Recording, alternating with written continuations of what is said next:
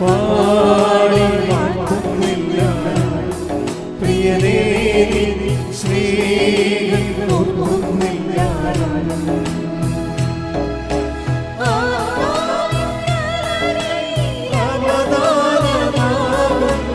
നവകിന്നരം തൂങ്ങിയ ഞങ്ങൾ പാടുന്നു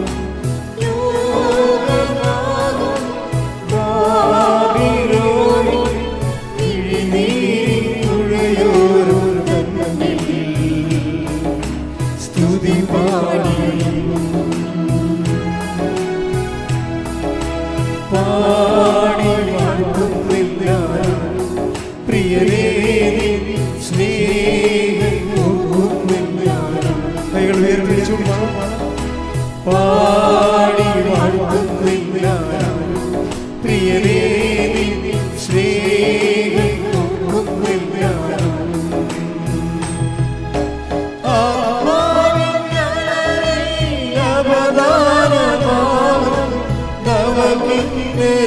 തൂങ്ങിയങ്ങൾ പാടും ഭാവിയോടി മിഴിനീരിൻ തുഴയോരോ സ്തുതി പാടും പാടി വാഴ്ത്തുന്നില്ല പ്രിയനേ സ്നേഹം നോക്കുന്നില്ല പാടി വാഴ്ത്തുന്നില്ല പ്രിയനേ സ്നേഹം നോക്കുന്നില്ല. ദിവസങ്ങളിലെ സാക്ഷ്യങ്ങൾ ലളിതമായ സാക്ഷ്യമാണ്. നിങ്ങൾക്ക് ചിലർക്ക് അതത്ര വലിയ സാക്ഷ്യമാണെന്ന് തോന്നത്തില്ല, പക്ഷെ വലിയ സാക്ഷ്യമാണത് കേൾക്കുമ്പോൾ. അതായത് ഒരു വ്യക്തിക്ക് അറബി രാജ്യത്ത് ജോലി നഷ്ടപ്പെടുന്നതാണ്. അപ്പോൾ ജോലി നഷ്ടപ്പെട്ട് കഴിഞ്ഞാൽ നിങ്ങൾക്കറിയാമല്ലോ, ഭൗതികമായി നമ്മളെല്ലാം ആശ്രയിച്ചിരിക്കുന്നത് ജോലിയിലാണ്. വരുമാനമാർഗം തീർന്നാൽ അതിൻ്റെ ഒപ്പം പല കാര്യങ്ങളും തീരും. അപ്പോൾ അത്ര നിസ്സാരമല്ല ജോലി എന്ന് പറയണത്. ഉടമ്പടിയിൽ ജോലി ഒരു പ്രധാനപ്പെട്ട സബ്ജക്റ്റാണ്. മനുഷ്യൻ്റെ എല്ലാ വിഷയങ്ങളും ജീവിത പ്രാരാബ്ധങ്ങൾ ഒക്കെ ഉടമ്പടി വളരെ സുന്ദരമായിട്ട് കൈകാര്യം ചെയ്യുന്നത് കാണാം.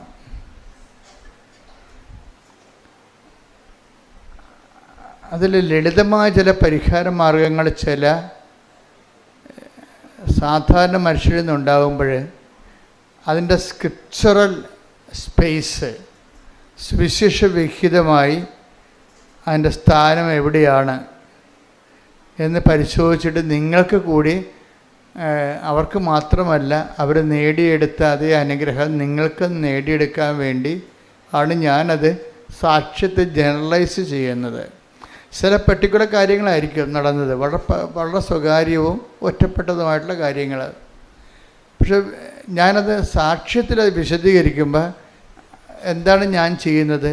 ഞാനതിനെ ജനറലൈസ് ചെയ്തിട്ട് മറ്റുള്ളവരെ കൂടി ആപ്ലിക്കേറ്റ് ചെയ്യാൻ പറ്റുന്ന രീതിയിൽ ഞാനതിനെ ഒരു സയൻറ്റിഫിക് രീതിയിൽ അറേഞ്ച് ചെയ്ത് തരും നിങ്ങൾക്ക്. അവരിങ്ങനെ ചെയ്തപ്പോഴാണ് രക്ഷപ്പെട്ടത്. അത് ചുരുക്കത്തിലുള്ള അവരിങ്ങനെ ചെയ്തപ്പോഴാണ് രക്ഷപ്പെട്ടത്.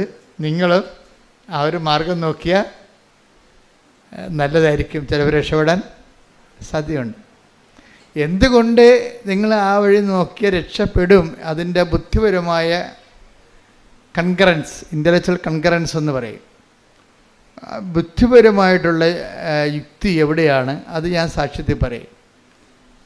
അപ്പോഴേ കുറച്ച് എഡ്യൂക്കേറ്റഡ് ആയിട്ടുള്ള ഓഡിയൻസിനെ ഇപ്പം അച്ഛൻ പറഞ്ഞത് ശരിയാണ് എന്നവർക്ക് പറയാം. കാര്യം അവർ യുക്തി കൊണ്ടാണ് ചില കാര്യങ്ങൾ ചെയ്യണത്. കുറച്ച് എഡ്യൂക്കേഷൻ കൂടി കഴിയുമ്പോൾ പിന്നെ നമ്മൾ റീസണും ഭയങ്കര വില്ലനായിട്ട് വർക്ക് ചെയ്യും. എഡ്യൂക്കേഷന് അങ്ങനെ ഗുണമുണ്ട് ദോഷമുണ്ട്. എഡ്യൂക്കേഷൻ ലെവൽ കൂടിക്കഴിഞ്ഞാൽ റീസൺ, ബുദ്ധി ഒരു വില്ലനായിട്ട് വർക്ക് ചെയ്യും. എന്തിൻ്റെ? വിശ്വാസത്തിൻ്റെ വില്ലനായിട്ട് വരും. ഇപ്പോൾ എല്ലാ സിനിമയിലും എല്ലാ കഥകളിലും ഒരു ഹീറോയും ഉണ്ടാവും, ഒരു വില്ലനും ഉണ്ടാവും. അപ്പോൾ ഹീറോ ആയിട്ട് വരുന്നത് പലപ്പോഴും വിശ്വാസമായിരിക്കും. അതിൻ്റെ വില്ലനായിട്ട് വരുന്നത് ആരായിരിക്കും? യുക്തിയായിരിക്കും. ഇനി യുക്തിയെ നമ്മളെങ്ങനെയായിട്ട് മലത്തി അടിക്കണം എന്നുള്ളതാണ് പിന്നീട് അടുത്ത പ്രോസസ്സിലൂടെ പറയണത്. കാര്യം ഇവർ രണ്ടുപേരും കൂടി ഒരുമിച്ച് പോവുക ചില സമയത്ത് സാഹചര്യം ഒക്കത്തില്ല. സാധാരണഗതിയിൽ ഇവർ തമ്മിൽ സഹസഞ്ചാരമാണ്, യുക്തിയും വിശ്വാസവും ഒരുമിച്ചാണ് പോണത്. പക്ഷെ ചില മേഖലയിൽ വന്നു കഴിഞ്ഞാൽ യുക്തി വർക്കൗട്ട് ചെയ്യത്തില്ല. എന്താ കാര്യം? അവിടെ വിശ്വാസത്തിൽ അധിഷ്ഠിതമായ സ്നേഹം മാത്രമേ വർക്കൗട്ട് ചെയ്യത്തുള്ളൂ. അവിടെ യുക്തി വർക്കൗട്ട് ചെയ്യത്തില്ല. യുക്തി വർക്കൗട്ട് ചെയ്ത് കഴിഞ്ഞാൽ ഇറ്റ് ഈസ് കോമൺ എന്ന് എൻ്റെ അർത്ഥം. യുക്തി ഉപയോഗിച്ച് കഴിഞ്ഞാൽ വിശ്വാസം ഇല്ലാത്തവർക്ക് യുക്തി കൊണ്ട് ജീവിക്കാൻ പറ്റും. വിശ്വാസമില്ലാത്തവർക്ക് യുക്തി കൊണ്ട് ചിലർക്ക് ജീവിക്കാൻ പറ്റും ചില കാര്യങ്ങൾക്ക്. പക്ഷേ യുക്തി മാത്രമുള്ളവർക്ക് വിശ്വാസം കൊണ്ട് ജീവിക്കാൻ പറ്റത്തില്ല. ഇതാണ് വിഷയം. യുക്തി മാത്രം ഉപയോഗിക്കുന്നവർക്ക് വിശ്വാസം കൊണ്ട് ജീവിക്കാൻ പറ്റത്തില്ല. കാര്യം എന്താണ്? ചില വിഷയങ്ങൾ യുക്തിയാതീതമാണ്. ഇപ്പോൾ ഇവിടെ പറയുന്ന ഒരു സാക്ഷ്യത്തിൽ ഒരു മായയുണ്ട്, ഒരു സുശീലയുണ്ട്. നാട്ടുകാരാണ്, ചേർത്തലക്കാരാണ് ഇവർ.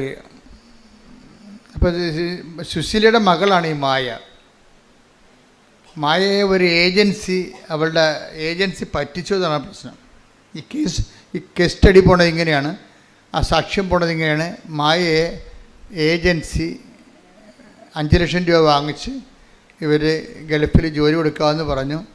പക്ഷേ കഫീലിന് അവിടെയുള്ള വിസ നമുക്ക് തരുന്ന ആളിന് ഏജൻസി പൈസ കൊടുത്തില്ല.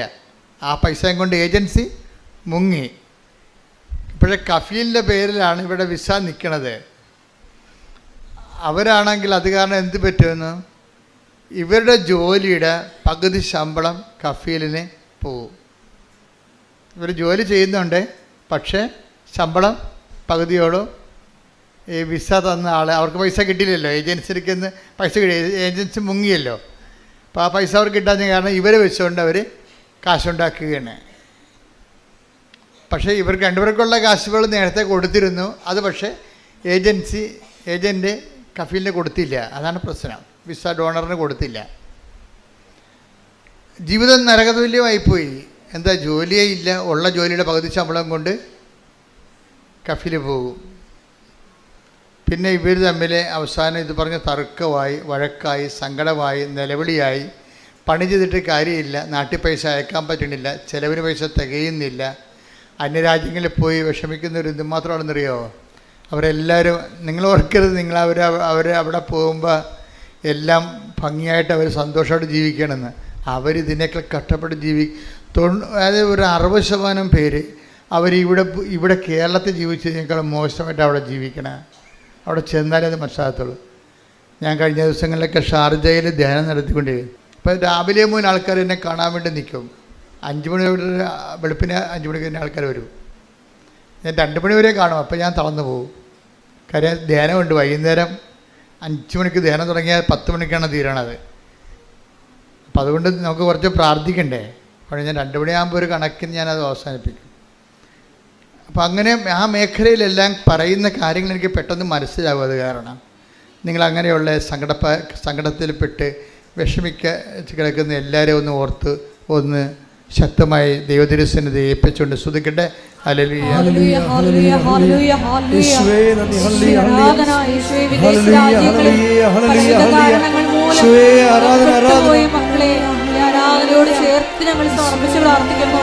സഞ്ചാരി മാതാവ് സഞ്ചരിച്ചെത്തി മക്കളുടെ വിഷയങ്ങളിലെല്ലാം വേഗം ഇടപെട്ട് ഓടി വന്ന് ഈ ആൾക്കാരിൽ സാക്ഷ്യം പറയുവാൻ മക്കൾക്ക് എല്ലാവർക്കും കൃപ നൽകണമേ. ഹല്ലേലൂയ, ഹല്ലേലൂയ, മഹത്വം, മഹത്വം. സ്നേഹരാജാവേ എന്നെന്നും എന്നുള്ളിൽ വാഴാ സ്നേഹത്തിൻ പൂനിലാവേ എന്നുള്ളിൽ വെളിച്ചമേകാ. പരിശുദ്ധ പരമദിവ്യകാരുണ്യത്തിന് എന്നേരവും ആരാധനയും സ്തുതിയും പുകഴ്ചയും ഉണ്ടായിരിക്കട്ടെ. പരിശുദ്ധ പരമദിവ്യകാരുണ്യത്തിന് എന്നേരവും ആരാധനയും സ്തുതിയും പുകഴ്ചയും ഉണ്ടായിരിക്കട്ടെ. അപ്പോൾ ഇങ്ങനെയുള്ളൊരു വിഷമസന്ധി വന്നപ്പോൾ ഇവൾക്ക് ഈ മായയ്ക്ക് എന്ത് ചെയ്യണമെന്നറിയാൻ പാടില്ല. വീട്ടിലാണെങ്കിൽ കടമൊക്കെ വാങ്ങിച്ചാൽ പോയിരിക്കണത്. അതിൻ്റെ പലിശ, കടക്കാരുടെ അലട്ടൽ, അവൾക്കാണെങ്കിൽ കിട്ടുന്ന ചെറിയ ശമ്പളത്തിൻ്റെ പകുതിയും കൊണ്ട് കഫയിൽ പോവും, ഭക്ഷണം കഴിക്കണം, പിന്നെ കൂടാതെ അവർക്ക് വാടക കൊടുക്കണം. അങ്ങനെ പല പ്രശ്നങ്ങൾ. എനിക്ക് ക്ഷീണവും രോഗമൊക്കെ വന്നു കഴിഞ്ഞാൽ അതിനൊക്കെ വലിയ പൈസ ചിലവാണ്. പല പ്രശ്നങ്ങളാണ് അങ്ങനെ. അപ്പം ഇതെല്ലാം ഇവളുടെ അമ്മയോട് പറയും, അമ്മയോട് അനിയത്തിയോടും പറയും. ആദ്യമൊക്കെ പറയത്തില്ല, പിന്നെ നിവർത്തിയില്ല വരുമ്പോൾ നമ്മൾ പറഞ്ഞു പോകത്തില്ലേ. പക്ഷെ അവരെന്ത് ചെയ്യാനാണ്? നാട്ടിൽ നിൽക്കണം, അവരെന്ത് ചെയ്യാനാണ്? പക്ഷെ അവർക്ക് ചെയ്യാൻ വേണ്ടി കുറച്ച് കാര്യങ്ങളുണ്ട്. എന്താ കാര്യം? ഒന്ന്, അവർക്ക് ഉടമ്പടി ചെയ്യാം. അതാണ് സംഭവം. ചിലർ എന്നോട് പറയും, ഞാനവിടെ ചെന്നപ്പോൾ എന്നൊക്കെ വിളിച്ച് അവർ പറഞ്ഞ വിമർശനം. ചിലർ പറഞ്ഞത്, അച്ഛൻ ഈ ജീവിത പ്രസംഗങ്ങളാണ് എപ്പോഴും പറയണത്, മാതാവിനെ കുറിച്ചേ പറയത്തുള്ളൂ. ഞാൻ പറഞ്ഞ്, മാതാവ് ആണ് ജീവിത പ്രശ്നം എടുക്കുന്നത്. അവർക്ക് വീഞ്ഞില്ല, ജോലിയില്ല, വീടില്ല, വിവാഹം നടക്കണില്ല, രോഗമാണ് എന്നൊക്കെ ഈശോടുത്ത് പറയണത് ആരാണ്? മാതാവല്ലേ. പിന്നെ നമുക്ക് എന്താണ് ജീവിത പ്രശ്നങ്ങളെന്ന് പറയുമ്പോൾ? ജീവിത പ്രശ്നങ്ങളൊന്നും ഇല്ലാത്തവർക്ക് ചിലപ്പോൾ എൻ്റെ പ്രസംഗങ്ങൾ ചിലപ്പോൾ അവർക്ക് അഫ്ലുവൻ്റായിട്ടൊക്കെ ജീവിക്കുന്ന ആൾക്കാരില്ലേ, അഫ്ലുവൻ്റായിട്ട്. ഈ ഏറ്റവും അപകടകാരികളെന്ന് പറയണത് എനിക്ക് തോന്നിയിരിക്കുന്നത്, ഒന്നെങ്കിൽ എക്സ്ട്രീമിൽ ജീവിക്കുന്നവർ, ഭയങ്കര കഷ്ടപ്പെട്ട് ജീവിക്കുന്നവരും, അതുപോലെ ഏറ്റവും നല്ലവണ്ണം ജീവിക്കുന്നവരും. ഇതിൻ്റെ ഇടയ്ക്കൊന്ന് ജീവിക്കാനാണ് നോക്കേണ്ടതെന്ന് തോന്നണത്. ഏറ്റവും നല്ലവണ്ണം ജീവിക്കുന്നവരുണ്ട്, അവർക്ക് ദൈവത്തിനെ കൊണ്ട് ആവശ്യമില്ല. ഏറ്റവും മോശമായിട്ട് ജീവിക്കുന്നവർ, അവരുടെ ജീവിതത്തിൻ്റെ പ്രശ്നങ്ങൾക്ക് പരിഹാരം ഉണ്ടായില്ലെങ്കിൽ പിന്നെ ദൈവത്തിന് എന്തിനാണെന്ന് അവർക്ക് ഒരു ഈ രണ്ട് കക്ഷികൾക്കും അവരെല്ലാം ഡേഞ്ചർ സോണിലാണ് നിൽക്കുന്നത്. ഈ നടുക്ക് നിൽക്കുന്ന ഒരു വിഷയം, ദൈവത്തിന് വേണ്ടി അവർക്ക് അത്യാവശ്യം ജീവിക്കാനുള്ള മാർഗമൊക്കെ ഉണ്ട്. ഇനി ദൈവത്തിൻ്റെ കൂടെ അവർക്ക് ജീവിക്കണമെന്ന് ആഗ്രഹമുണ്ട്. അപ്പോൾ അവർ ദൈവത്തെക്കുറിച്ച് പറയാൻ ഞങ്ങളെപ്പോലുള്ളവരെ വിളിക്കുകയും. പക്ഷേ ഉള്ള പ്രോബ്ലം വെച്ച് കഴിഞ്ഞാൽ, നമ്മൾ എല്ലാവർക്കും ഇപ്പോൾ അവിടെ ഞങ്ങളെ വിളിച്ചവരെ, ഞാനും ഇപ്പോൾ ഒരു ഷോജു എന്നും പറഞ്ഞൊരു ഷോജു, പിന്നെ ഒരു വത്സല, ഇവരാണ് എൻ്റെ അച്ഛന്മാരൊക്കെയാണ് അതിൻ്റെ ആധികാരികമായിട്ടുള്ള കറസ്പോണ്ടൻസ് ഉണ്ടെങ്കിലും ഇതിൻ്റെ മോഡുലേറ്ററായിട്ടൊക്കെ നിൽക്കുന്നവർ ഇവരാണ്. അപ്പം ഞാൻ രാവിലെ ആൾക്കാരെ കാണുന്നതിന് മുമ്പ് ഇവരുമായിട്ട് കുറച്ച് നേരം ഇരുന്ന് പ്രാർത്ഥിക്കും. കുറച്ച് നേരം ഇരുന്ന് അങ്ങനെ പ്രാർത്ഥിച്ചതിന് ശേഷം ധ്യാനത്തിൽ ഈശോ എന്താണ് ഇപ്പോൾ ചെയ്തുകൊണ്ടിരിക്കുന്നത്, ഇതിൻ്റെ സ്റ്റാറ്റസ് എന്താണ്, ഇതിൻ്റെ സ്റ്റാറ്റസ് എന്താണെന്ന് നോക്കാൻ, സ്ഥിതി എന്താണ്, ധ്യാനത്തിൻ്റെ സ്ഥിതി, ഇത് ധ്യാനം നന്നായിട്ട് വേണം പോകുന്നത്, അതോ ധ്യാനത്തിൻ്റെ അകത്ത് വല്ലതും കറക്ഷനുണ്ടോ, കർത്താവിന് എന്തെങ്കിലും കാര്യങ്ങൾ ഇതിൻ്റെ അകത്ത് കൂട്ടിച്ചേർക്കാനോ അത് കറക്റ്റ് ചെയ്യാനോ ഉണ്ടോ എന്നറിയാൻ വേണ്ടി ഞാൻ എപ്പോഴും അപ്പോഴും മാത്രമല്ല, ഞാൻ എപ്പോഴും ഇങ്ങനെ ഒരുവിധം പ്രാർത്ഥിക്കാൻ ദൗത്യമുള്ളവർ, ഈ ദൗത്യമുള്ളവർക്കുള്ള പ്രശ്നം എന്താണെന്നറിയാമോ? ദൗത്യമുള്ളവർക്ക് കൃപയുണ്ടാകും. അതുകൊണ്ട് ഞാൻ ദൗത്യമുള്ളവർ, ചുമ്മാ പ്രാർത്ഥന മാത്രമുള്ളവർ ഞാൻ അക്സെപ്റ്റ് ചെയ്യത്തില്ല. കാര്യം കൃപ, അത് പ്രാർത്ഥന മാത്രമുള്ളവർക്ക് അനുഗ്രഹം ഉണ്ടാവും, പക്ഷേ ദൗത്യമുള്ളവർക്ക് കൃപയുണ്ടാവും. അതുകൊണ്ടാണ് ഈ പൗരസപ്പോ ഒന്ന് കോറിന്തോസ് 15 എടുത്തേ മോനെ, 15:10 എടുത്തേ. 1 കോറിന്തോസ് 15:10. 1 കോറിന്തോസ് 15:10. ഞാൻ എന്തായിരിക്കുന്നുവോ അത് ദൈവകൃപയാലാണ്. എൻ്റെ മേൽ ദൈവം ചൊരിഞ്ഞ കൃപ നിഷ്ഫലമായി പോയിട്ടില്ല. നേരെ മറിച്ച് മറ്റെല്ലാവരെയും അധികം ഞാൻ അധ്വാനിച്ചു. എന്നാൽ ഞാനല്ല, എന്നിലുള്ള ദൈവകൃപയാണ് അധ്വാനിച്ചത്. Praise Lord. അപ്പോൾ ഈ അധ്വാനിക്കുന്നവർക്കാണ് കൃപയുള്ളത്. അത് ഈ ഉടമ്പടിയിൽ ഇത്രയും പവറായിട്ട് കത്തിക്കാൻ കാര്യം ഇതിൻ്റെ അകത്ത് അധ്വാനമുണ്ട്. അല്ലാതെ പ്രാർത്ഥന മാത്രം, ചുണ്ടിൻ്റെ അധ്വാനം മാത്രമല്ല ഉള്ളത്. നിങ്ങൾക്ക് ആധ്യാത്മിക പാപ്പരത്വം സംഭവിക്കുന്നത് നിങ്ങൾക്ക് ചുണ്ടിൻ്റെ അധ്വാനം മാത്രം ഉണ്ടായി. കർണക്കൊന്ത 33 പ്രാവശ്യം ഇല്ലേ? വിശ്വാസ പ്രമാണം 45 പ്രാവശ്യം. ചുണ്ടിൻ്റെ അധ്വാനം മാത്രമേ ഉള്ളൂ. ഇത് അധ്വാനമായിട്ട് ദൈവം കണക്കാക്കണില്ല. ചുണ്ട് അധ്വാനിക്കാൻ തന്നിരിക്കണമല്ല, കൈയും കാലുമാണ് അധ്വാനിക്കാൻ തന്നിരിക്കണേ. അപ്പോൾ അധ്വാനിക്കുന്നവനാണ് കൃപയുള്ളത്. അതാണ് 1 കൊരിന്ത്യസ് 15:10. ഞാൻ എന്തായിരിക്കുന്നുവോ പറഞ്ഞ ഞാൻ എന്തായിരിക്കുന്നുവോ അത് ദൈവകൃപയാലാണ്. എന്റെ മേൽ ദൈവം ചൊരിഞ്ഞ കൃപ നിഷ്ഫലമായി പോയിട്ടില്ല. നേരെ മറിച്ച് മറ്റെല്ലാവരെയും കാൾ അധികം ഞാൻ അധ്വാനിച്ചു. എന്നാൽ ഞാനല്ല, എന്നിലുള്ള ദൈവകൃപയാണ് അധ്വാനിച്ചത്. അപ്പോഴേ അധ്വാനിച്ചത് എന്താണ്? എന്നിലുള്ള ദൈവാനുഗ്രഹമല്ല, പിന്നെന്താണ്? എന്നിലുള്ള ദൈവകൃപ. ദൈവകൃപയാണ് അധ്വാനിച്ചത്. ദൈവകൃപ എന്ന് പറഞ്ഞാൽ എന്താണ്? ദൈവത്തിൻ്റെ ശക്തി. അതാണ് 2 കൊരിന്ത്യസ് 12:9. എന്താണ്? ബലഹീനതയിലാണ് ദൈവത്തിൻ്റെ കാര്യം. 2 കൊരിന്ത്യസ് 12:9 പറയാതെ കൃപാസനം നിലനിൽക്കത്തില്ല.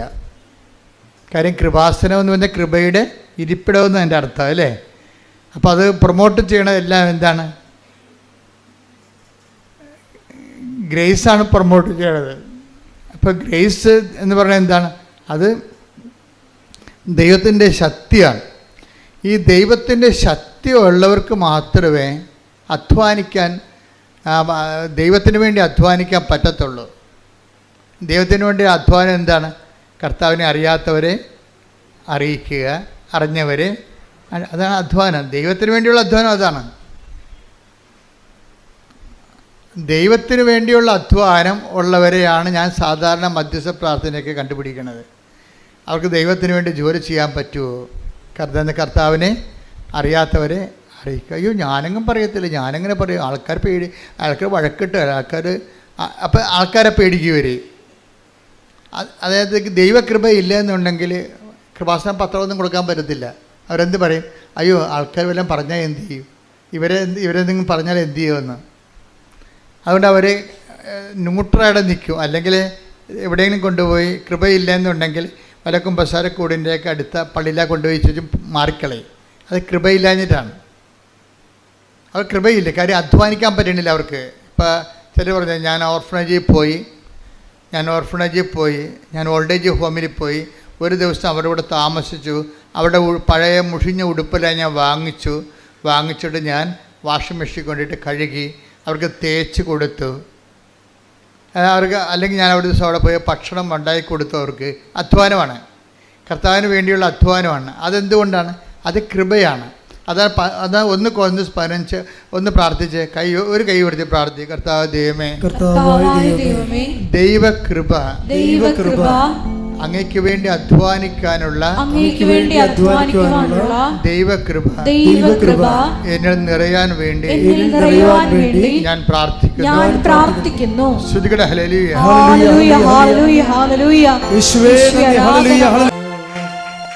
അപ്പോൾ നിങ്ങൾക്ക് അധ്വാനിക്കാൻ തോന്നണില്ല എന്നുണ്ടെങ്കിൽ ഉടമ്പടി മുന്നോട്ട് പോകത്തില്ല. അതാണ് പ്രശ്നം. കാര്യം എന്താണ്?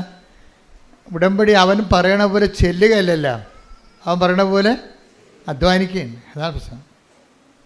മറ്റു പ്രാർത്ഥനകളും ഉടമ്പടിയും തമ്മിലുള്ള വ്യത്യാസം അതാണ്. ഉടമ്പടി അവൻ പറയണ പോലെ ചെയ്യുകയാണ്. അപ്പം അതെല്ലാം ചൊല്ലുകയല്ല. നമുക്ക് ഈ 10, 100 കൊല്ലം 1000 കൊല്ലം ഒക്കെ ആയിട്ടും ക്രിസ്ത്യാനിറ്റിയിൽ എത്ര നിങ്ങൾ പുതിയ ധ്യാന രീതികളൊക്കെ ഉണ്ടായാലും മനുഷ്യൻ പണ്ടേ ചെണ്ടൻകോരും ശങ്കരൻ തെങ്ങ തന്നെയാണ്. ചുണ്ടിൻ്റെ അഭ്യാസം അറിയാൻ പാടുള്ളത്. അതാണ് വിഷയം. അതാണ് അതിൻ്റെ വരുന്നത്. ഉടമ്പടി എല്ലാത്തിനേക്കാൾ വ്യത്യസ്തമാക്കുന്നത്. ഇപ്പോൾ ഫാദർ ആൻ്റണി ഓക്കാമിൻ്റെ സാക്ഷ്യമില്ലേ? ഇപ്പോൾ ഒരു 11,000 ആൾക്കാർ കണ്ടു രാവിലെ. 3 ഒരു അച്ഛനും ഒരു കന്യാസിയും കൂടി വന്ന് സാക്ഷ്യം പറയുന്നത്. നിങ്ങളത് വീട്ടിൽ പോയി കാണണമെന്നല്ലായിരിക്കും. ഒരച്ഛനും 2 അച്ഛന്മാരും ഒരു കന്യാസിയും കൂടി പറയുന്ന സാക്ഷ്യം. ഫാദർ ആൻ്റണി ഓക്കാം ജർമ്മനിൽ 19 കൊല്ലം വർക്ക് ചെയ്യണം. അപ്പോൾ അദ്ദേഹം എന്താ പറയണമെന്ന് വെച്ച് കഴിഞ്ഞാൽ, ഞാനൊരു കവനൻറ്റിലാണ്, ബൈ ബർത്ത് ജ്ഞാനസ്ഥാനത്തിൽ നമ്മൾ കവനൻറ്റിലാണ്. പിന്നെ ഞാൻ പട്ടം കിട്ടിയപ്പോൾ ഒരു കവനൻറ്റിലാണ്, പിന്നെ എനിക്കെന്തിനാ വേറെ ഒരു കവനൻ്റ്, മരിയൻ കവനൻ്റ്? അപ്പം ഞാനിതിനെ നിഷേധിക്കുമായിരുന്നു. പുള്ളി അങ്ങനെ പറഞ്ഞത്. കാര്യം ഞാനെടുത്ത പട്ടത്തിൻ്റെ കവനൻറ്റിനേക്കാൾ വലുതാണോ ഈ മരിയൻ കവനൻ്റ് എന്നാണ് അദ്ദേഹത്തിൻ്റെ അനിയൻ പണ്ട് ഉടമ്പടി എടുത്തപ്പോഴേ അനിയനോട് തർക്കിച്ച് വീട്ടിൽ വന്നപ്പോൾ തർക്കിച്ചതാണ്. ഇതാണ് ഞങ്ങളെടുത്ത പട്ടത്തിനേക്കാൾ വലുതാണോ മരിയൻ ഉടമ്പടി എന്ന്. കാര്യം ഞങ്ങൾ ഒരു ലൈഫ് കമ്മിറ്റ്മെൻ്റ് എടുത്തിരിക്കുകയല്ലേ, അപ്പോൾ അതിൻ്റെ താഴെയല്ലേ ഇത് വരത്തുള്ളൂ എന്നുള്ളൊരു കൺഫ്യൂഷനായിരുന്നു. പക്ഷേ അച്ഛന് ഒരിക്കലും ഒരു പ്രശ്നമുണ്ടായി. പ്രശ്നം ഉണ്ടാകുമ്പോൾ പിന്നെ ഉടമ്പടിയേ ഉണ്ടാകത്തുള്ളൂ. അച്ഛൻ്റെ പ്രശ്നം എന്ന് വെച്ച് കഴിഞ്ഞാൽ അച്ഛൻ ഒരു നല്ല മനസാക്ഷി കൂടുതലുള്ള അച്ഛനാണ്. അച്ഛൻ ഈ B1 B2 ഒക്കെ പാസ്സാകാത്ത പിള്ളേരെ ഇവിടുന്ന് കൊണ്ടുപോയി ജോലിക്ക് വേണ്ടി കൊണ്ടുപോയി. കാര്യം B1 B2 പാസ്സാക്കി അതിന് തന്നെ 7 ലക്ഷം രൂപയൊക്കെ 2 ലക്ഷം രൂപ 2 ലക്ഷം രൂപയൊക്കെ വാങ്ങിച്ചിട്ടാണ് ആൾക്കാർ B1 B2 ഒക്കെ പാസ്സാക്കി എടുക്കണം. അതിനുശേഷം പിന്നെ ഏജൻറ്റിന് കാശ് കൊടുക്കേണ്ടി വരുമ്പോൾ അത് 46 ലക്ഷമൊക്കെയാണ് വരണത്. അപ്പം അച്ഛൻ ഇതൊന്നും പാസ്സാക്കാതെ 5 പൈസ വാങ്ങിക്കാതെ ഇവരോട് പറഞ്ഞ് നിങ്ങൾ ജർമ്മനി വന്നിട്ട് അവിടെ നിന്ന് നമുക്ക് പഠിക്കാം, അവിടെ നിന്ന് പഠിച്ചിട്ട് നമുക്ക് അവിടെ നിന്ന് ജോലി സമ്പാദിക്കാം എന്ന് പറഞ്ഞു. അങ്ങനെ 11 പേരെ പെൺപിള്ളേരെ ഇവിടുന്ന് കൊണ്ടുപോയി കഴിഞ്ഞപ്പോൾ എന്താ പ്രശ്നം എന്ന് വെച്ച് കഴിഞ്ഞാൽ അവിടെ ചെന്നപ്പോൾ ഇതിങ്ങനെ കുറേ പേര് പഠിക്കാൻ പോകത്തില്ല, കുറച്ച് പേര് ജോലി ചെയ്യാനും പോകത്തില്ല. പിന്നെ എന്തു ചെയ്യും? പഠിക്കാനോ പോകത്തില്ല, ജോലി ചെയ്യാനും പോകത്തില്ല. പിന്നെ എന്തു ചെയ്യും? വല്ലൊരു ജലന് കൊടുക്കേണ്ടി വരികയല്ലേ. അപ്പോൾ വലിയ ഭാരമായി. ഇപ്പോൾ സൈകെട്ട 1-2 എണ്ണത്തിന് അച്ഛൻ തിരിച്ചു വിട്ട്. കാര്യം അവർ മുന്നോട്ട് കൊണ്ടുപോകാൻ പറ്റണില്ല. പക്ഷേ ഈ ആൾക്കാർ തിരിച്ച് വന്ന് നാട്ടിൽ വന്നേച്ചും തിരിച്ച് സ്വന്തം വിസയിൽ അവിടെ വിസ ഉണ്ടായിരുന്നല്ല, ആ വിസയിൽ അവിടെ തിരിച്ച് വന്നിട്ട് അച്ഛനെതിരെ കേസ് കൊടുത്തത്. കേസെന്ന് പറഞ്ഞു കഴിഞ്ഞാൽ നമുക്ക് അത്ര പബ്ലിക്കായിട്ട് പറയാൻ കൊള്ളാത്ത കേസ്. അച്ഛൻ പെട്ട്. അച്ഛൻ പറയണ ഞാൻ നോൻപ് കാലത്ത് തന്നെ കേസ് വന്നത്, എനിക്ക് ആരും ആശ്രയം, ഞാൻ കുരിശുരൂപം പിടിച്ച് കെട്ടിത്തൂങ്ങി കരഞ്ഞ്, എൻ്റെ മുറിയിലൊരു കുരിശുരൂപമുണ്ട്, ആ കുരിശുരൂപത്തെ കെട്ടി ഞാൻ കിടന്ന് കരകിയിരുന്നു. എന്താ കാര്യം വെച്ച് കഴിഞ്ഞാൽ ഈ കേസ് ഹോസ്പിറ്റലുകാരെടുത്തിട്ട് ഈ പൈസ വാങ്ങിക്കാതെ കൊണ്ടുപോയി ഫ്രീ ആയിട്ട് പാവത്തങ്ങളെ പഠിപ്പിക്കണ ആ പ്രോജക്റ്റ് തന്നെ അവർ കട്ട് ചെയ്യാൻ പോകുന്നു. അപ്പോൾ മൊത്തം ഇറങ്ങിപ്പോരേണ്ടി വരും, പോയ പോലെ തന്നെ എല്ലാം വരേണ്ടി വരും. അങ്ങനെയുള്ള ജീവിതത്തിൽ ഏറ്റവും ചങ്ക് കണ്ടിക്കുന്ന ഒരു പ്രശ്നമാണ്. അപ്പോൾ നമുക്കൊക്കെ സ്വന്തമായിട്ട് സംഭവിക്കുമ്പോൾ മാത്രമേ ഇതിൻ്റെ ഊത്തലറിയത്തുള്ളൂ, അത്രയും വിഷമമായി. അപ്പോൾ അച്ഛൻ എപ്പോഴും സംസാരിക്കണ എന്തെങ്കിലും വിഷയങ്ങളുണ്ടെങ്കിൽ സംസാരിക്കണ ഒരു സിസ്റ്ററുണ്ട്. സിസ്റ്റർ പറഞ്ഞ്, സിസ്റ്റർ ഇതാണ് വിഷയമെന്ന് പറഞ്ഞു. അപ്പോൾ സിസ്റ്റർ എടുത്ത വായിക്കും പറഞ്ഞ് അച്ഛനെ ഉടമ്പടി എടുത്ത് രക്ഷപ്പെടുമെന്ന്, മാതാവ് രക്ഷപ്പെടുത്തുമെന്ന് പറഞ്ഞു. അപ്പോൾ എന്ത്, ഈ ഭൂമിയിലെ എല്ലാ അതിർത്തികളിലും തന്നെ മാതാവിൻ്റെ ആൾക്കാരെ വെച്ചിട്ടുണ്ട്. കാര്യം ഇത് കൃപാസനത്തിൻ്റെയോ ഈ ധ്യാനകേന്ദ്രത്തിൻ്റെ ഒരു വിഷയമല്ല. ഇതാരുടെ വിഷയമാണ്? ഇത് ദേവപിതാവിൻ്റെ വിഷയമാണ്. കാര്യം ഞാൻ പറഞ്ഞിട്ട് അല്ലല്ല അമ്മ പ്രത്യക്ഷപ്പെട്ടത്. ദുരന്തമുണ്ടാകാൻ കൊണ്ട് പ്രാർത്ഥിക്കണമെന്ന് ദൈവം എടുത്ത ഒരു തീരുമാനത്തിന് എന്നെക്കൂടി സാക്ഷിയാക്കിയെന്നേ ഉള്ളൂ. അതിൻ്റെ കാരണങ്ങളുള്ളത് വെച്ചാൽ ഞാൻ വർഷങ്ങളായിട്ട് കർത്താവിൻ്റെ കൂടെ നടക്കണത് കൊണ്ട് കർത്താവ് എനിക്ക് തന്ന ഒരു യോഗ്യതയാണ്, കർത്താവ് കണ്ടെത്തിയൊരു യോഗ്യതയാണ്. പക്ഷേ അതിലൂടെ ദൈവം ആരാണ്? ദൈവത്തിൻ്റെ ജോലിയാണ് ചെയ്യണത്. കൃപാസനത്തിന് അന്ന് ദൈവം അതിൻ്റെ അകത്തൊരു മീൻസാക്കി എടുത്തതേ ഉള്ളൂ. ദൈവത്തിൻ്റെ ജോലിയാണ് ചെയ്യണത്. ഈ ദുരന്തം ഉണ്ടാകാൻ പോകുന്നു പ്രാർത്ഥിക്കണം എന്ന് പറയണത് ഈ ഉടമ്പടി എടുത്തുകൊണ്ടിരിക്കുന്നവരുടെ മാത്രം വിഷയമല്ല, അത് ഈ ലോകത്തിൻ്റെ മൊത്തം വിഷയങ്ങളാണ്. അത് സഭ അറിഞ്ഞ് സഭ ഇത് പൊതുവായിട്ട് ഈ പ്രത്യക്ഷീകരണത്തെക്കുറിച്ച് പഠിച്ച് എന്നാണ് അതിൻ്റെ സന്ദേശം കൈമാറുന്നത്, ലോകം മുഴുവൻ പ്രചരിക്കുന്നതും. ഇപ്പോൾ തന്നെ ഈ ദൈവത്തിൻ്റെ ജോലികൾ മനോഹരമായിട്ട് ചെയ്യുന്നുണ്ട്. കാര്യം പരിശുദ്ധ പിതാവാണ് ഇത് പറയണമെന്നുണ്ടെങ്കിലും അവസാനം പരിശുദ്ധ പിതാവാണല്ലോ ഈ പ്രത്യക്ഷീകരണത്തെക്കുറിച്ച് പഠിച്ച് പറയേണ്ടത്. എന്നാലും കത്തോലിക്കരല്ലേ കേൾക്കത്തുള്ളൂ. അതല്ലേ വിഷയം.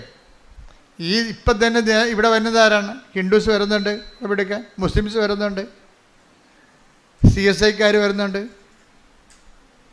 അപ്പോഴെന്ന് വെച്ച് കഴിഞ്ഞാൽ ദൈവത്തിൻ്റെ ജോലി ചെയ്യുന്നുണ്ട് ഇപ്പം തന്നെ. എന്ന് വെച്ചാൽ എല്ലാ മനുഷ്യരെയും ആണ് ദുരന്തം ബാധിക്കാൻ പോണത്.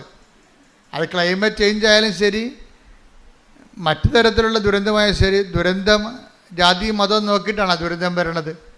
അല്ല, അതെല്ലാം എല്ലാ മനുഷ്യരും എന്തെങ്കിലും വന്നാൽ എല്ലാ മനുഷ്യരും അനുഭവിക്കേണ്ടി വരും. അപ്പം അതുകൊണ്ട് തന്നെ ദൈവം കൃപാസനത്തിലൂടെ എല്ലാ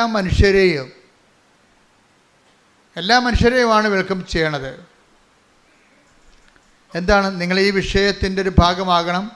നിങ്ങൾ ഈ വിഷയത്തിലൊരു ദൈവാനുഭവം ഉണ്ട്. ആ ദൈവാനുഭവം നിങ്ങൾക്ക് കിട്ടിക്കഴിയുമ്പോൾ നിങ്ങളിതിൻ്റെ പ്രയോക്താക്കളാകും. അങ്ങനെ ദൈവത്തിൻ്റെ തിരുമനസ് കൈമാറ്റം നടക്കണം.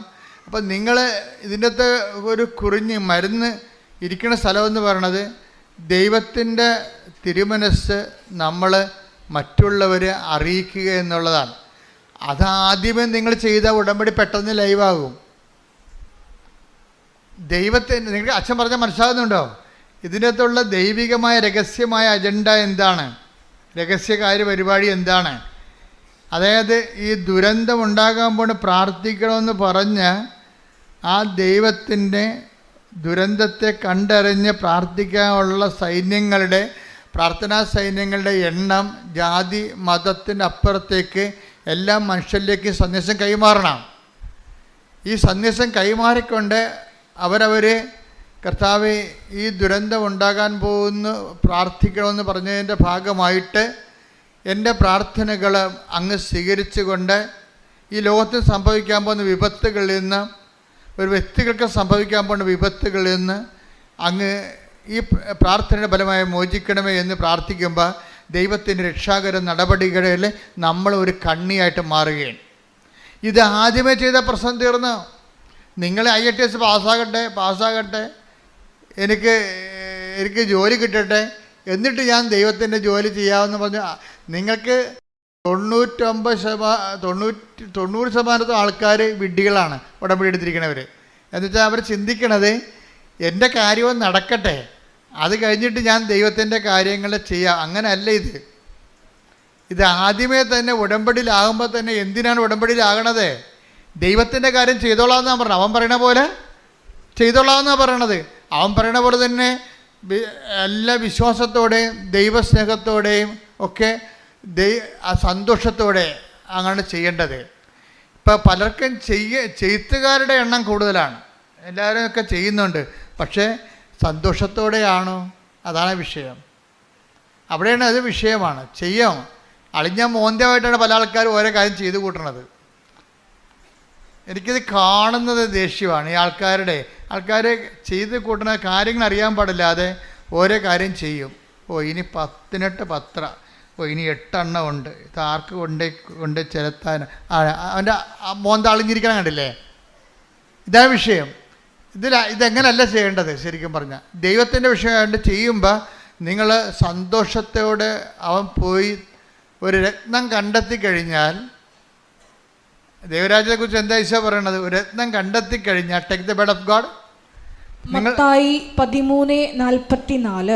മത്തായി 13:44. സ്വർഗരാജ്യം, ദൈവരാജ്യം വയലിൽ ഒളിച്ചു വെച്ചിരിക്കുന്ന നിധിക്ക് തുല്യമാണ്. അത് കണ്ടെത്തുന്നവൻ അത് മറച്ചു വെക്കുകയും സന്തോഷത്തോടെ പോയി തനിക്കുള്ളതെല്ലാം വിറ്റ്. അപ്പൊ നമുക്ക് കുറച്ച് നഷ്ടം വരും, മനസ്സിലായില്ലേ? സമയ നഷ്ടം വരും, സാമ്പത്തിക നഷ്ടം വരും, മറ്റുള്ളവരുടെ വായിരിക്കണം കേൾക്കണം. കുറച്ച് നിങ്ങൾ ഓർക്കരുത് ലാഭം വരുമെന്ന് പറഞ്ഞ് പഠിക്കിറങ്ങരുത്. നിങ്ങൾ കർത്താവിനാണോ ഇതുവഴി നിങ്ങളെ ജോലി ചെയ്യാൻ ഉദ്ദേശിക്കുന്നുണ്ടെങ്കിൽ നഷ്ടമുള്ള കാര്യം ഉറപ്പാണ് ആദ്യമേ. എന്താ? നമ്മുടെ സമയം പോകും. നമ്മൾ വീട്ടിലില്ലാത്ത കാരണം വീട്ടിലുള്ളതിന് സമയത്ത് കാപ്പി കിട്ടിയില്ലെങ്കിൽ അമ്മ എവിടെ പോയി?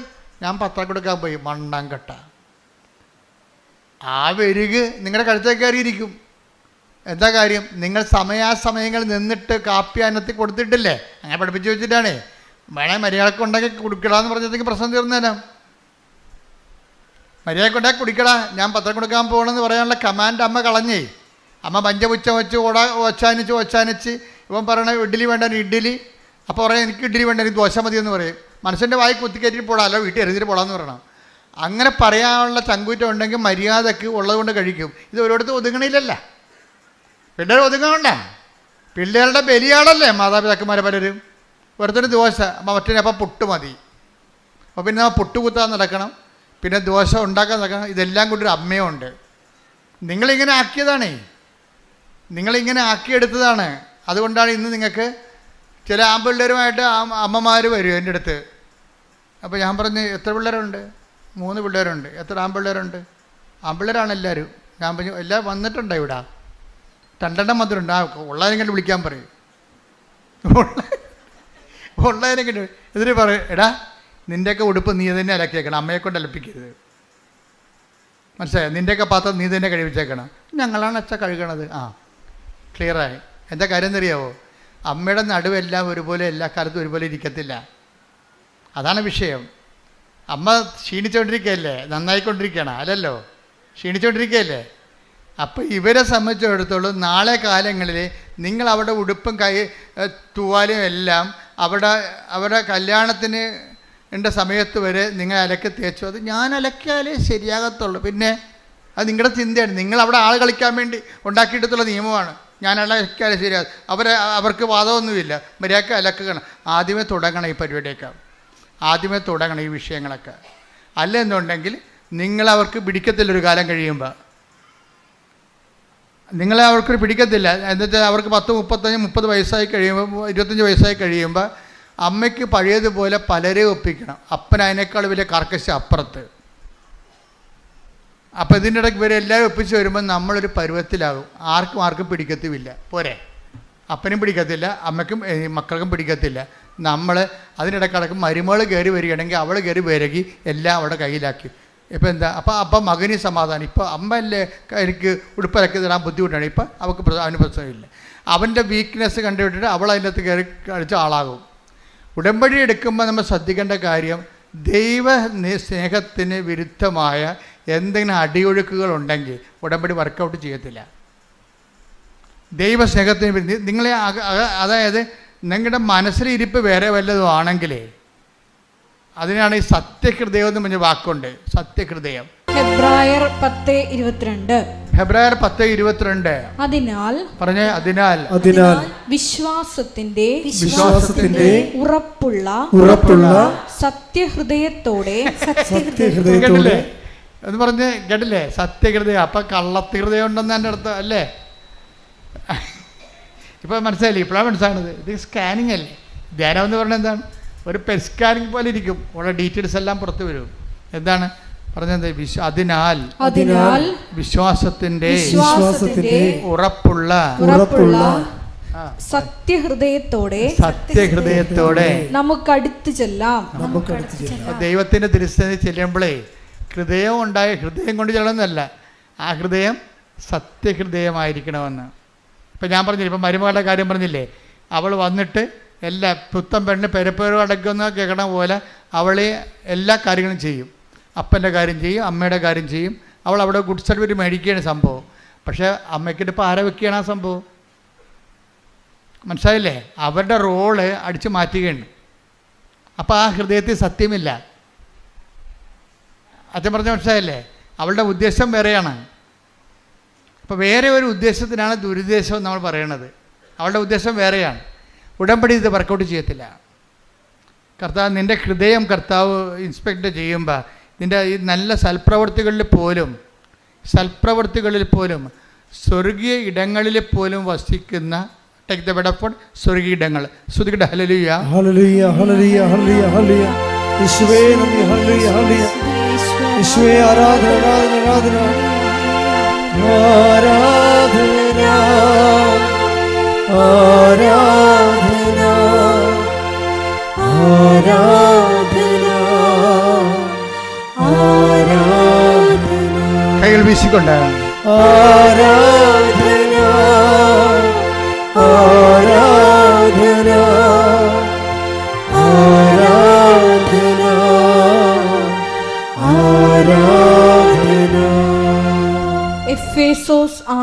6:12. എഫെസ്യസ് 6:12.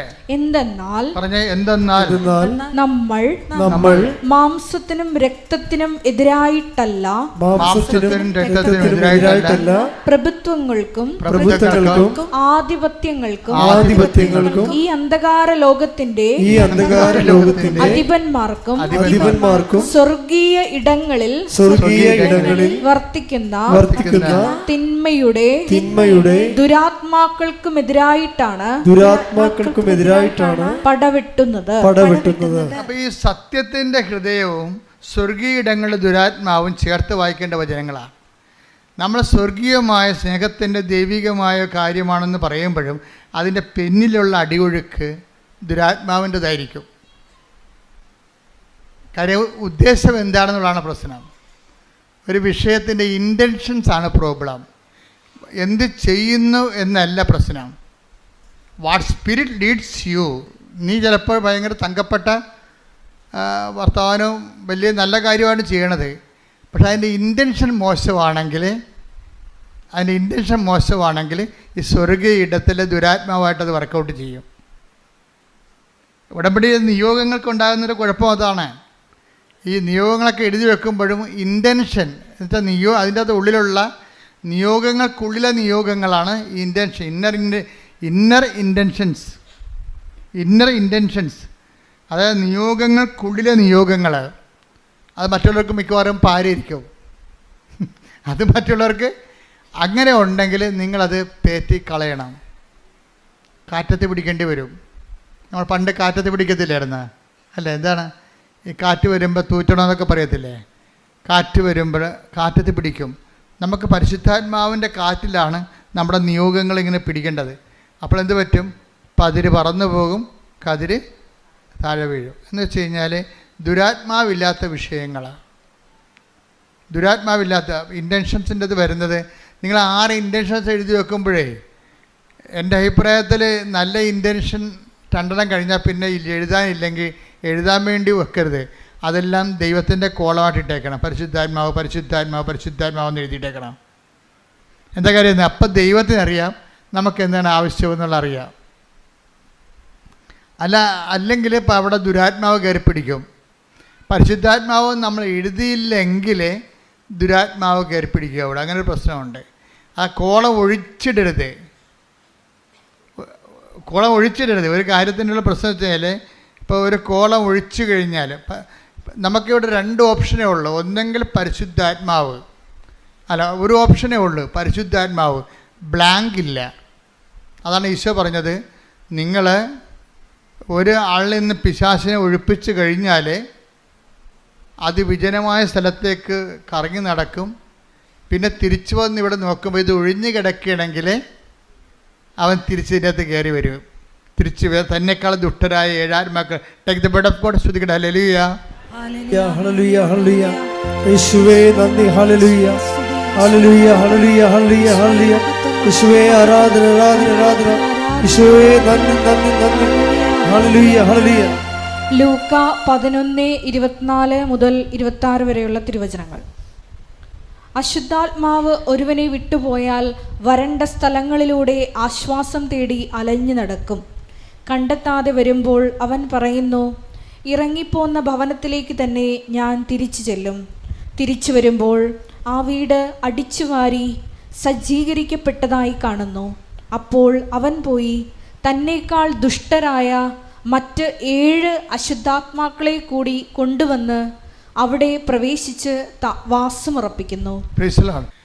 നമ്മളിപ്പോൾ അടിച്ചു വാരി തൂത്തെന്നൊക്കെ പറയത്തില്ലേ? അടിച്ചു വാരി തൂത്ത് തിന്മകളെല്ലാം. ഇപ്പോൾ കുമ്പസാരം തന്നെ നിങ്ങൾ മനസ്സാ പ്രായശ്ചിത്തം ചൊല്ലി 3 പ്രായശ്ചിത്തമായിട്ട് ഞങ്ങൾ പ്രായശ്ചിത്തമായിട്ട് തരുന്ന പ്രായശ്ചിത്തങ്ങൾ 5 സ്വർഗ്ഗസ്ഥ 5 നന്മ പറഞ്ഞോറിയും കഴിഞ്ഞ് കുമ്പസാരം കഴിയുമ്പോൾ എന്താ ശരിക്കും സംഭവിക്കണത്? പാത്രം കഴുകി വെടിപ്പാക്കിയെന്നേ ഉള്ളൂ. അത്രേ ഉള്ളൂ. അതിൻ്റെ അകത്ത് പാത്രം കഴുകി വെടിപ്പാക്കി. ആ സ്പേസ് അവിടെ കിടക്കുകയാണ്. നമ്മൾ സൂക്ഷിച്ചില്ല എന്നുണ്ടെങ്കിൽ കൺഫെഷന് അതിൽ തന്നെ ഒരു പ്രതിരോധ ശക്തിയുണ്ട്. പക്ഷേ it is left to our intention. നമ്മളെ ശ്രദ്ധ പോലെ ഇരിക്കും. കൺഫെഷന് അതിൽ തന്നെ ഒരു ആധ്യാത്മിക പ്രതിരോധ ശക്തി ഉണ്ട്. പക്ഷെ നമ്മളത് ശ്രദ്ധിക്കുന്നില്ല എന്നുണ്ടെങ്കിൽ ഈ പാത്രം കഴുകി വെക്കണത് എന്തിനാ? കാണാൻ വേണ്ടിയാണ്. കാണാൻ വേണ്ടി കഴുകി വെക്കണവരുണ്ട്. പാത്രം കഴുകി വെക്കണത് എന്തിനാ? ഭക്ഷണം കഴിക്കാനാണ്, ഉറപ്പല്ലേ? ഇപ്പം കുമ്പസാരിക്കണത് എന്തിനാണ്? പുണ്യത്തിൽ പുരോഗമിക്കാനാണ്, ഉറപ്പല്ലേ? കർത്താവിന് വേണ്ടി അധ്വാനിക്കാൻ. അവിടെ എല്ലാം സ്പേസെല്ലാം, ആ സ്പേസെല്ലാം പരിശുദ്ധാത്മാവിൻ്റെ ആണ്. നമ്മുടെ ആധ്യാത്മികതയിൽ നമുക്ക് വരുന്നൊരു പ്രശ്നമെന്ന് പറയണത്, നമുക്ക് രണ്ട് ഓപ്ഷനില്ല. പരിശുദ്ധാത്മാവ് ഇല്ല എന്നുണ്ടെങ്കിൽ, പരിശുദ്ധാത്മാവ് ഇല്ലാത്തൊരവസ്ഥ. ഇപ്പോൾ ഇന്ത്യൻ ഫിലോസഫിയിലൊക്കെ തൂരിയ സ്റ്റേജുണ്ട്. ടാബ്ല റാസ എന്ന് ഗ്രീക്ക് പറയണ പോലെ ഇന്ത്യയിലെ തൂരിയ സ്റ്റേജ്. ഇപ്പോൾ ഒരു എന്താണ്, ഒരു നോൺ ആബ്സെൻറ്റ്, ആ ഒരു ആബ്സെൻറ്റ് പ്ലേസ്, നിർവ്വാണത്തിൻ്റെ തന്നെ ഒരു ഘട്ടമാണത് തൂരിയ സ്റ്റേജ്. പക്ഷേ അതുപോലെ സ്റ്റാൻഡ്സ് ഈ ക്രിസ്ത്യൻ ഫിലോസഫിയിലില്ല, ക്രിസ്ത്യൻ തിയോളജിയിലില്ല. എന്താ കാര്യം വെച്ചാൽ, നിങ്ങൾക്ക് പരിശുദ്ധാത്മാവ് ഇല്ല എന്നുണ്ടെങ്കിൽ പിന്നെ അടുത്തത് എന്താണ്? അത് വെയ്ക്കൻ്റാണ്. വെയ്ക്കൻ്റ് ആകത്തില്ല ഒരിക്കലും. ആരാണ് വെയ്ക്കൻ്റ് ആകത്ത്? പിന്നെന്ത് ചെയ്യും? നമ്മൾ ശ്രദ്ധിച്ചില്ലെങ്കിൽ അതിനേക്കാൾ ദുരാത്മാക്കൾ പിന്നെ വന്ന് ഇതിൻ്റെ അകത്ത് കയറും. അപ്പം നമ്മളെന്താ ചെയ്യേണ്ടത്? പരിശുദ്ധാത്മാവിനെ തന്നെ ഇൻറ്റൻഷൻ വെക്കണം. അച്ഛൻ പറഞ്ഞ മനസ്സിലായ? പരിശുദ്ധാത്മാവിനെ തന്നെ നിയോഗം വെക്കണം. ഇപ്പം നിയോഗം ഇല്ല എന്ന് വെച്ച് കഴിഞ്ഞാൽ, രണ്ട് നിയോഗം, എനിക്ക് നിയോഗം ഇല്ല എന്നുണ്ടെങ്കിൽ ബാക്കിയെല്ലാം നിയോഗം ഇല്ല എന്നല്ല, പിന്നെ വല്ലതൊക്കെ എഴുതി വെക്കുകയല്ല ചെയ്യേണ്ടത്. മറിച്ച് പരിശുദ്ധാത്മാവിനെ നിറയ്ക്കണമേ എന്ന് എഴുതി വെക്കണം. പരിശുദ്ധാത്മാവിൻ്റെ ഫലങ്ങളാൽ നിറയ്ക്കണമേ, പരിശുദ്ധാത്മാവിൻ്റെ ദാനങ്ങളാൽ നിറയ്ക്കണമേ, ക്രിസ്തുവിൻ്റെ ദൗത്യമനുസരിച്ച് ജീവിക്കാൻ എന്നെ സഹായിക്കണം. എന്തെല്ലാം എഴുതി വെക്കാൻ പറ്റും? നിങ്ങളതിൻ്റെ അകത്ത് മുഴുവനും ഇത് നിങ്ങളുടെ ഇപ്പം ഞാൻ കഴിഞ്ഞ ദിവസങ്ങളൊക്കെ ആൾക്കാരെ കാണുമ്പോഴേ അവർ പറയും, അച്ഛാ മകൾക്ക് അവിടെ ഇത് PR കിട്ടണം അച്ഛാ എന്ന് പറയും. അപ്പോൾ PR കിട്ടണം. പിന്നെ ഭർത്താവിന് കുറച്ച് രോഗവും സ്മോളിഡിയൊക്കെ ഉണ്ടച്ചാ എന്നൊക്കെ പറയും. അപ്പം അതിനൊന്നും പ്രാർത്ഥിക്കണമെന്ന് പറയും.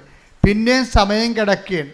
പിന്നെയും സമയം കിടക്കുമ്പോൾ ഇവർ ഉടനെ പറയും, അച്ഛാ എൻ്റെ അയൽവാസിക്ക് അങ്ങനെയാണ് ഇങ്ങനെയാണ്. അപ്പം നിർത്ത്, അത് അവരുടെ കാര്യമില്ല, വണ്ടി വിട്ടേക്കാൻ പറയും. അപ്പോൾ എന്തെങ്കിലും ഒരു അവിടെ ഇല്ലെന്നുണ്ടെങ്കിൽ പിന്നെ വയ്യാവേരികളെല്ലാം കൂടി പറഞ്ഞു വെച്ച് ആദ്യം പറഞ്ഞ് ഡയല്യൂട്ടാക്കി കളയും. അത് ദുരാത്മാവിൻ്റെ ഒരു പ്രവർത്തനമാണ്. മറ്റുള്ളവരുടെ കാര്യം പറയണമെന്നില്ല.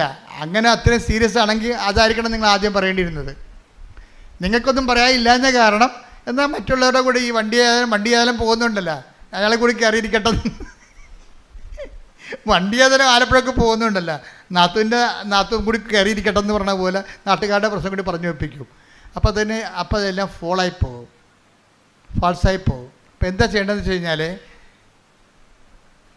പരിശുദ്ധാത്മാവിന് പ്രാധാന്യം കൊടുത്തുകൊണ്ട് വേണം ഇത് ഡിസൈൻ ചെയ്യുക. അപ്പോൾ ദൈവത്തിന് തോന്നും ദൈവത്തിനാണ് പ്രാധാന്യമെന്ന്. ദൈവത്തിന് തോന്നും. അതാണ് ഈ പുതുക്കാൻ വരുമ്പോഴേ, ആദ്യകാലങ്ങളിൽ ഞാനിങ്ങനെയൊന്നും പറയത്തില്ലായിരുന്നു. എനിക്കറിയാമായിരുന്നു ഇത് തന്നെയാണ്, ഇതിലേക്കാണ് ദൈവം കൊണ്ടുപോകണമെന്ന് അറിയാമായിരുന്നു. പക്ഷേ നിങ്ങളെ ഫ്രഷ് ഹാൻഡ്സ് അല്ലേ, ഫ്രഷ് ഹാൻഡ്സിനോട് ആദ്യം പരിശുദ്ധാത്മാവിനെക്കുറിച്ച് പറഞ്ഞാലൊന്നും അവരുടെ പ്രശ്നം, അവർ തീ നിൽക്കുകയാണല്ലോ. തീ നിൽക്കുന്നവരോട് തീ കെടുത്താനുള്ള മാർഗ്ഗമാണ് പറഞ്ഞു കൊടുക്കേണ്ടത് ആദ്യം. കാരണം ഞാൻ പറഞ്ഞില്ലേ, ഷോജു എന്നൊക്കെ പറഞ്ഞില്ലേ നേരത്തെ, ഇടക്കിട്ട് പോയായിരുന്നു സേജു വത്സല. അപ്പോൾ ഞാൻ കൗൺസിലിങ്ങിന് മുമ്പ് അവരോട് പറയും, നമുക്ക് കുറച്ച് നേരം പ്രാർത്ഥിക്കാമെന്ന് പറയും. പ്രാർത്ഥിക്കാമെന്ന് പറഞ്ഞാൽ ഞങ്ങളെ പ്രാർത്ഥിച്ചുകൊണ്ടിരിക്കുന്ന സമയത്ത് ഞാൻ അവരോട് പറഞ്ഞു, നിങ്ങളുടെ സ്റ്റാറ്റസ് എന്താണെന്ന് നോക്കട്ടെ, കർത്താവ് എന്നാ പറയണമെന്ന് കേൾക്കാമല്ലോ, നിങ്ങളതിൻ്റെ ഒരു നമ്പർ പറയാൻ പറയും. അപ്പോൾ ഷോജു ഒരു 8 പറഞ്ഞു, വത്സല ഒരു 7 പറഞ്ഞു. പിന്നെ ഞാൻ ഒരു സുവിശേഷത്തിൻ്റെ പേര് പറയാൻ പറയും. അപ്പോൾ ലൂക്ക എന്ന് പറഞ്ഞു. അപ്പോൾ എനിക്ക് മനസ്സിലായി, ലൂക്ക 8-ാം അധ്യായം 7-ാം വാക്യമാണ് ഇപ്പം ധ്യാനത്തിൻ്റെ 2-ാം ദിവസത്തെ സ്റ്റാറ്റസ്. 2-ാം ദിവസം 3-ാം ദിവസത്തെ 3-ാം ദിവസം ധ്യാനം എവിടെ നിൽക്കുന്നത്? എന്തുണ്ട്? മീറ്റർ റീഡിംഗ് ആണ്. എൻ്റെ മീറ്റർ റീഡിംഗ് ആണ്. എന്താണ്? ലൂക്ക 8:7. നിങ്ങൾക്ക് ഇത് സിമ്പിളാണ്. നിങ്ങൾ ദൈവത്തിനെ വിട്ട് നിൽക്കാത്തവരാണ്, ഇപ്പോൾ ഫങ്ഷനിലായിട്ട് വന്നതല്ല, ദൈവത്തിനെ വിട്ട് നിൽക്കാത്തവരാണെങ്കിൽ തീർച്ചയായിട്ടും വചനത്തിലൂടെ നിങ്ങൾ സംസാരിക്കും, സ്വപ്നത്തിലൂടെ സംസാരിക്കും. ആ അച്ഛൻ്റെ കാര്യം പറഞ്ഞു, ആൻ്റണി ഒക്കാമച്ചൻ, ജർമ്മൻ. അങ്ങയുടെ പ്രശ്നം എന്താണെന്നറിയോ? അപ്പം അങ്ങേര് ഇങ്ങനെ പെട്ടുപോയി ആ പ്രോജക്റ്റ് ക്യാൻസലാകാൻ പോകണമെന്ന് പറഞ്ഞപ്പോൾ ഈ സിസ്റ്ററിനോട് പറഞ്ഞില്ലേ, സിസ്റ്റർ എന്താ ചെയ്യണമെന്ന് പറഞ്ഞില്ലേ? അപ്പോൾ സിസ്റ്റർ എന്താ പറഞ്ഞത്? അച്ഛൻ പോയി ഉടമ്പടി എടുക്കാൻ പറഞ്ഞില്ലേ? ഉടമ്പടി എടുത്തു കഴിഞ്ഞിട്ട് ആ ദിവസം സിസ്റ്റർ ഒരു സ്വപ്നം കണ്ട്.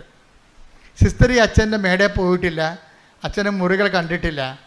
പക്ഷേ സ്വപ്നത്തിൽ അമ്മ ഈ അച്ഛൻ്റെ മുറികളെല്ലാം കാണിച്ച്, അച്ഛൻ്റെ മേടകളെല്ലാം കാണിച്ച ശേഷം ഓരോ ഭൂമുഖത്തു നിന്ന് കയറി പ്രാർത്ഥനാ മുറിയിൽ നിന്ന് മറ്റേ മുറികൾ സ്റ്റഡി റൂമിലേക്കും ഡ്രോയിങ് റൂമിലേക്കും പോയിട്ട് അച്ഛൻ ഇരിക്കുന്ന സ്ഥലത്ത് ചെന്നിട്ട് മാതാവ് അച്ഛൻ്റെ തലയിൽ കൈവച്ച്.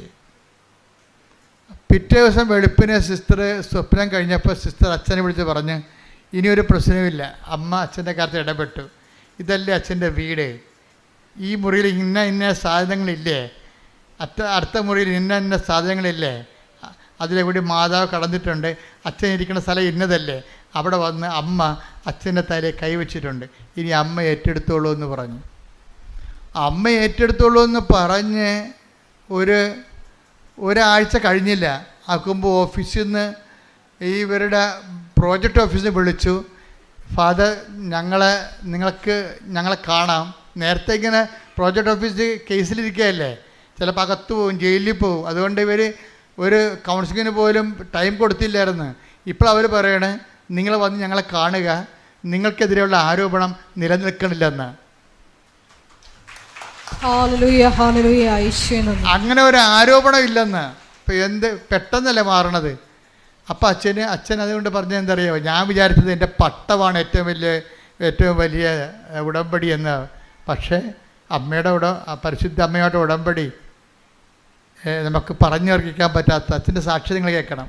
കാര്യത്തെ ഒരു ജീവിത പ്രശ്നം ഉണ്ടായാൽ അച്ഛനാണെങ്കിലും ശരി ആരാണെങ്കിലും ശരി അമ്മ മാത്രമേ അഭയമുള്ളൂ. കൈയടിച്ച് സ്തുതിക്കട്ടെ.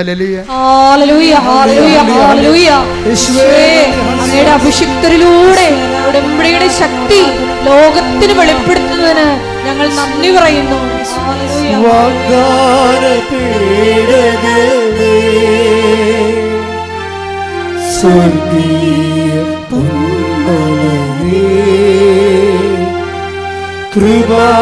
കൃപാസനത്തിൻ്റെ അമ്മേ പ്രസാദ പരമാതാവേ, പരിശുദ്ധ പരമദിവ്യകാരുണ്യത്തിന് എന്നേരവും ആരാധനയും സ്തുതിയും പുകഴ്ചയും ഉണ്ടായിരിക്കട്ടെ. അപ്പോൾ ഇതെന്താ വെച്ചാൽ സിസ്റ്ററിനുണ്ടായിട്ടുള്ള ദർശനങ്ങളിലൂടെയാണ് ഈ സത്യം വെളിപ്പെട്ട് വരണത്. അതുകൊണ്ട് തന്നെയാണ് ഉടമ്പടിയുടെ ഒരു ടൈം കഴിഞ്ഞു കഴിഞ്ഞാൽ നമ്മൾ ഉടമ്പടി സത്യസന്ധരാണെന്നും ദൈവത്തോട് അടുപ്പമാണെന്ന് കണ്ടു കഴിഞ്ഞാൽ ദൈവം നമ്മളെ ദർശനങ്ങൾ കൊണ്ടും സ്വപ്നങ്ങൾ കൊണ്ടും ദൈവത്തിൻ്റെ സാന്നിധ്യം നമ്മളെ അറിയിച്ചുകൊണ്ടിരിക്കും. ഉടമ്പടിയാണ് സാന്നിധ്യത്തിൻ്റെ ഏറ്റവും വലിയ ഒരു ഉപാധിയല്ല, ഏറ്റവും വലിയൊരു സോഴ്സ് എന്ന് പറയണത് ഉടമ്പടിയാണ്. ഉടമ്പടിയിലൂടെയാണ് സാന്നിധ്യം, മറ്റെല്ലാ പ്രാർത്ഥനയെക്കാളും മനുഷ്യന് സാന്നിധ്യം മനസ്സിലാക്കുന്നത്, ദൈവത്തിൻ്റെ സാന്നിധ്യം മനസ്സിലാക്കുന്നത്. അപ്പോൾ ഇതിൻ്റെ ഉടമ്പടിയുടെ സാധ്യത ഭയങ്കരമായ വലിയ സാധ്യതകളാണ്. നിങ്ങളെന്താ ചെയ്യണമെന്ന് വെച്ച് കഴിഞ്ഞാൽ നിങ്ങളതിന് ദൈവത്തിന് വലിയ പ്രാധാന്യമില്ലാതെ നിങ്ങളുടെ വിഷയങ്ങൾക്ക് മാത്രമാണ് എപ്പോഴും ആവലാതിയും വ്യാവലാതിയും കൊണ്ട് നടക്കുന്നത് കൊണ്ടാണ് സാന്നിധ്യം ഫീൽ ചെയ്യാത്തത്. മറിച്ച് ഞാൻ ഉടമ്പടി എടുത്തിരിക്കുന്നത് ദൈവത്തിന് വേണ്ടി ജീവിക്കാനാണ്. ഒന്ന് പറഞ്ഞ്, ഞാൻ ഉടമ്പടി എടുത്തിരിക്കുന്നത് ദൈവത്തിന് വേണ്ടി ജീവിക്കാനാണ്. എൻ്റെ കൃപയിലെ ഞാൻ നിലനിൽക്കാൻ ദൈവത്തിന് വേണ്ടി അധ്വാനിക്കുവാനുള്ള പ്രത്യേക അഭിഷേകം എനിക്ക് നൽകണമേ. അപ്പോൾ ദൈവത്തെക്കുറിച്ച് നല്ലവണ്ണം ചിന്തിക്കുകയും ആലോചിക്കുകയും ആധികൊള്ളുകയും ഒക്കെ ചെയ്ത് കഴിയുമ്പോൾ ബാക്കിയുള്ള കാര്യം ഇതൊക്കെ ഇപ്പോൾ തന്നെ ഞാൻ ആ സുശീലയുടെ കാര്യം പറഞ്ഞില്ലേ, സുശീലയുടെ കാര്യം എന്താണ്? സുശീലയുടെ മകൾ മായയ്ക്ക് കഫീലിനിടയ്ക്ക് മർദ്ദനം. കഫീൽ എന്ത് പറ്റി? കഫീലൊരു ഡ്രഗ്സ് കേസിൽ അകപ്പെട്ടു, മയക്കുമരുന്നിൻ്റെ കേസ് അകപ്പെട്ടു. അപ്പോൾ ഈ മായയും ആ ഡ്രഗ്സ് കേസിൽ പ്രതിയാക്കി അവൾ. ഓക്കെ, പണ്ടേ ശമ്പളമില്ല, ജീവിതം പോയിരിക്കുമ്പോൾ ഉണ്ട്. ഇപ്പം എന്ത് പറ്റി? ഡ്രഗ്സ് കേസ്, മയക്കുമരുന്ന് കേസിൽ ഗൾഫിൽ പ്രതി, 15 കൊല്ലം അകത്ത് കിടക്കണം. ഇവളെ ഇതുകൂടി കേട്ടപ്പോഴൊക്കെ ഭക്ഷണവും ഇല്ല, ശമ്പളവും ഇല്ല, അവളുടെ പറ്റിക്കപ്പെട്ട് തട്ടിപ്പിലകപ്പെട്ട് പണവും നഷ്ടപ്പെട്ട് അവൾ നിൽക്കുന്ന സ്ഥലത്താണെങ്കിൽ സമാധാനം കൊടുക്കണില്ല അവൾക്ക്. ഇപ്പോഴെന്ത് ഡ്രഗ്സ് കേസിൽ പ്രതിയുമായി. ഇതെല്ലാം വിളിച്ച് അമ്മയോട് പറയും. അമ്മ ഇങ്ങനെ സംഭവിച്ച് അനിയത്തിനെ ഫോണിൽ കിട്ടുമ്പോൾ കരയും അവൾ. അപ്പോഴ് അനിയത്തി പറഞ്ഞ് ചേച്ചിനെ മാതാവ് രക്ഷിക്കും, ഞാൻ ഏലക്കാമാല കെട്ടുന്നുണ്ടെന്ന് പറഞ്ഞു. നമ്മുടെ കണ്ണ് നിറഞ്ഞു പോയി ഈ സാധനം കേട്ട് കഴിഞ്ഞാൽ. അവൾക്ക് വേറെ ഒന്നും ചെയ്യാൻ അറിയത്തില്ല.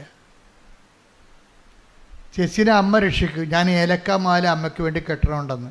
അവൾക്ക് എന്താ ചെയ്യാൻ അറിയാവുന്നത്? അവളൊരു നോൺ ക്രിസ്ത്യനാണ്. അവളുടെ ചേച്ചി ഒരു അന്യ സ്ഥലങ്ങളിൽ എലി പത്താഴത്തി വീണ പോലെ പിട്ടുകിടക്കുകയാണ്.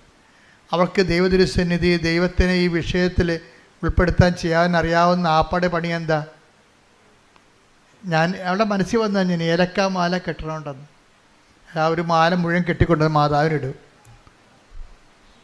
എനിക്കറിയാം അതിൻ്റെ ബലം എന്താണെന്ന്. എന്താ കാര്യം? വിശ്വാസാവിഷ്കാരങ്ങളിൽ രണ്ടാമത്തതാണ് എന്താണ്? വിശ്വാസപ്രയോഗം. അതാണ് സാധനം. ഉടമ്പടിയിലില്ലേ എന്തൊക്കെയുണ്ട് വിശ്വാസത്തിൽ? പ്രാർത്ഥന, പ്രഖ്യാപനം, പിന്നെ എന്താണ്? പ്രയോഗം. അത് പ്രയോഗമാണ്. അവളുടെ അമ്മ സുശീല ചെയ്യണ പരിപാടി എന്താണെന്നറിയാമോ? അവളുടെ സുശീല വണ്ടിക്കാശി തണ്ണീർമുക്കത്തു നിന്ന് ഇങ്ങോട്ട് വന്നാൽ മതി, 10-12 കിലോമീറ്ററേ ഉള്ളൂ. ആ കിലോമീറ്റർ എല്ലാ ദിവസവും മാതാവിൻ്റെ അടുത്ത് വരും, നടന്നു വരും. കാര്യം എന്താ? പെട്ടിരിക്കല്ലേ, മകൾ പെട്ടിരിക്കുകയല്ലേ. അപ്പം എല്ലാ ദിവസവും മാതാവിൻ്റെ അടുത്ത് വരും. എങ്ങനെ വരും? നടന്നു വരും. നിഷ്പാതകയായിട്ട് നടന്നു വരും. നടന്ന് വന്നിട്ടും പറയും, അമ്മേ ഞാൻ വരുന്നു, ഞാൻ പോണ്, എൻ്റെ മകളുടെ കാര്യം പറയാൻ വന്നതാണ്. അപ്പം നടന്ന് വരുമ്പോൾ ഒരു പ്രയോഗമുണ്ട് അതിൻ്റെ അകത്ത്. ഒരു പ്രഖ്യാപനമുണ്ട്, ഒരു പ്രയോഗമുണ്ട്, ഒരു പ്രാർത്ഥനയുണ്ട്. എന്താണ്? നടക്കുമ്പോൾ പ്രാർത്ഥിച്ചുകൊണ്ടാണ് നടക്കണത് തന്നെ ഒരു പ്രഖ്യാപനമാണ്. നടന്നു വന്ന് എത്തുന്നത് ഒരു പ്രയോഗമാണ്. ഇതെല്ലാം അതിൻ്റെ അകത്തുണ്ട്. അപ്പം അതുകൊണ്ട് ദൈവത്തിന് ഇപ്പോൾ കർത്താവിൻ്റെ ഒരു വചനമുണ്ടല്ലോ, 14 എടുത്തവനെ, മർക്കോസ് 14:8. മർക്കോസ് 14:8. ഇവൾക്ക് സാധിക്കുന്നത്, അതാണ് നോക്കിയാൽ കണ്ടല്ലേ, ഇവൾക്ക് പറഞ്ഞേ, ഇവൾക്ക് സാധിക്കുന്നത് ഇവൾ ചെയ്തു. അവൾക്ക് സാധിക്കണ ഏലക്കാമാല കെട്ടണതാണ്. അതാണ് സംഭവം. ഇതേതാ സംഭവം മനസ്സിലായ? ലാസറിൻ്റെ വീട്ടിൽ ലാസർ ഉയർത്തെഴുന്നേറ്റ് കഴിഞ്ഞപ്പോൾ കർത്താവിൻ്റെ പാദത്തെങ്കിൽ 300 ദിനാറയ്ക്കുള്ള സുഗന്ധ തൈലം ലാസറിൻ്റെ ബദനിയിലെ മറിയം കാല് പൂശി പ്രാർത്ഥിച്ച്. അപ്പോൾ യൂദാസ് അവിടെ നിന്നുകൊണ്ട് പ്രശ്നം ഉണ്ടാക്കി. എന്ത് നോൺസെൻസാണിത്? അയാൾ യുക്തി ഉപയോഗിക്കുന്ന ആളാണ്. അയാൾക്ക് ഭക്തിയല്ല അയാൾ ഉപയോഗിക്കണത്, യുക്തിയാണ് ഉപയോഗിക്കണത്. അയാൾ ചോദിച്ചത് എന്താണിത്? നോൺസെൻസ് അല്ലേ ഇത്? ഇതുകൊണ്ട് ആൾക്കാർക്ക് വീട് വെച്ച് കൊടുക്കാൻ പറ്റത്തില്ലെന്ന് ചോദിച്ച്. നമുക്ക് ദൈവത്തിന് നമ്മൾ കൊടുക്കുന്നത് കൊണ്ട് വീട് വെച്ച് കൊടുത്തു കഴിഞ്ഞാൽ വീട്ടിൽ കിടന്ന് പൊറുക്കാൻ പറ്റത്തില്ല നമുക്ക്. മനസ്സിലായില്ലേ? രണ്ടും രണ്ട് വിഷയമാണ്. അതെന്താ വെച്ചാൽ ദൈവത്തിന് കൊടുക്കേണ്ടത് ദൈവത്തിന് കൊടുക്കണം, സീസറിന് കൊടുക്കേണ്ടത് മനുഷ്യന് കൊടുക്കേണ്ടത് മനുഷ്യന് കൊടുക്കണം. മനുഷ്യന് കൊടുക്കേണ്ട അടുത്ത് ദൈവത്തിന് കൊടുക്കരുത്, ദൈവത്തിന് കൊടുക്കേണ്ട അടുത്ത് മനുഷ്യനെയും കൊടുക്കരുത്. അതിന് ബാലൻസ്ഡായിട്ടാണ് ഈശോ പറഞ്ഞിരിക്കുന്നത്. അവളെ സംബന്ധിച്ചിടത്തോളം ചെയ്യണത് എന്താണ്? ഒരു ദിനാറയ്ക്ക് 300 ദിനാറ ഒരു വർഷത്തെ കൂലിയാണ്. കർത്താവിനുള്ള സ്നേഹം പ്രകടിപ്പിക്കാൻ വേണ്ടി അതിനൊരു കുപ്പി സുഗന്ധതൈലം മേടിച്ചിട്ട് കർത്താവിൻ്റെ 2 കാലിലും മുഴുവനും ഒഴിച്ചു കൊടുത്ത്, എന്നിട്ട് ആ കാല് ചുംബിച്ചു. അത് പ്രയോഗമാണ്, വിശ്വാസപ്രയോഗം. വിശ്വാസപ്രയോഗമല്ല, അവിശ്വാസം മൂത്തിട്ടുള്ള ഒരു സ്നേഹത്തിൻ്റെ ദൈവവുമായിട്ടുള്ള ബന്ധങ്ങളതാണ്. അത് പ്രയോഗമാണ്. അത് ശരിക്കും പറഞ്ഞാൽ ഇതുപോലെ ഇവളത് ചെയ്ത് കഴിഞ്ഞപ്പോൾ അമ്മ നടന്ന് വന്ന്, അവളുടെ അമ്മ തണ്ണീർമുക്കത്തിൽ നടന്ന് ഇവിടെ വന്നിട്ട് പറഞ്ഞ്, എൻ്റെ മകളുടെ കാര്യം പറയാതെ തന്നെ അമ്മക്കറിയാമല്ലോ, അമ്മയെ കാണാൻ ഞാൻ നടന്നു വന്നതാണ്. അന്ന് രാത്രി അമ്മ അവളോട് പറഞ്ഞു, നാളെ നിൻ്റെ മകളെ വിളിക്കണം, നിൻ്റെ മകളെ വിളിച്ചൊരു പറയണം, തലേ തുണിയിട്ടൊരു സ്ത്രീ ഓഫീസിൽ വരുന്നുണ്ടെന്ന്, അതോടെ പ്രശ്നം തീരുമെന്ന്. അതാണ് വിഷയം. പിറ്റേ ദിവസം അമ്മ പറഞ്ഞ പോലെ തന്നെ തലേ തുണിയിട്ടൊരു മുസ്ലിം സ്ത്രീയാണ് അവിടെ വന്നിട്ട് അവർ ഓഫീസിൽ വന്നിട്ട് ഇവളുടെ രജിസ്റ്ററിൽ കേസ് ക്യാൻസൽ ചെയ്ത് അവിടെ റിലീവ്ഡായി പെട്ടെന്ന്. ഹല്ലേലൂയ ഹല്ലേലൂയ ഹല്ലേലൂയ. അപ്പോൾ എന്ത് ചെയ്യണം? ഒരു വിഷയത്തിന് എവിടെയാണ് അതിൻ്റെ കുറിഞ്ഞിരിക്കണത്, അവിടെ എന്ത് ചെയ്താൽ ശരിയാവുമെന്ന് ആർക്കറിയാം? അമ്മയ്ക്കറിയാം. അപ്പോൾ നമ്മൾ പറയും ചെയ്യേണ്ടതൊക്കെ ഞാൻ ചെയ്യിച്ചോളാം, നിങ്ങൾ ചെയ്യേണ്ട കാര്യം ഞാൻ പറഞ്ഞാൽ ഈശോയെ കൊണ്ട് ചെയ്യിക്കേണ്ട കാര്യമൊക്കെ ഞാൻ ചെയ്യിച്ചോളാം, നിങ്ങളെന്താ ചെയ്യേണ്ടത്? അവൻ പറഞ്ഞ പോലെ ചെയ്യുക. കൈയടിച്ച് കർത്താവ് സുഡാലി. ഹല്ലേലൂയ ഹല്ലേലൂയ ഹല്ലേലൂയ ഹല്ലേലൂയ. മഹത്വം മഹത്വം. ആരാധന ആരാധന. ഹല്ലേലൂയ ഹല്ലേലൂയ. യേശുവേ നന്ദി. ഉടനടി പരിഹാരമേകും ഉടമ്പടി പ്രാർത്ഥനയിൽ ഉടനടി പരിഹാരമേകും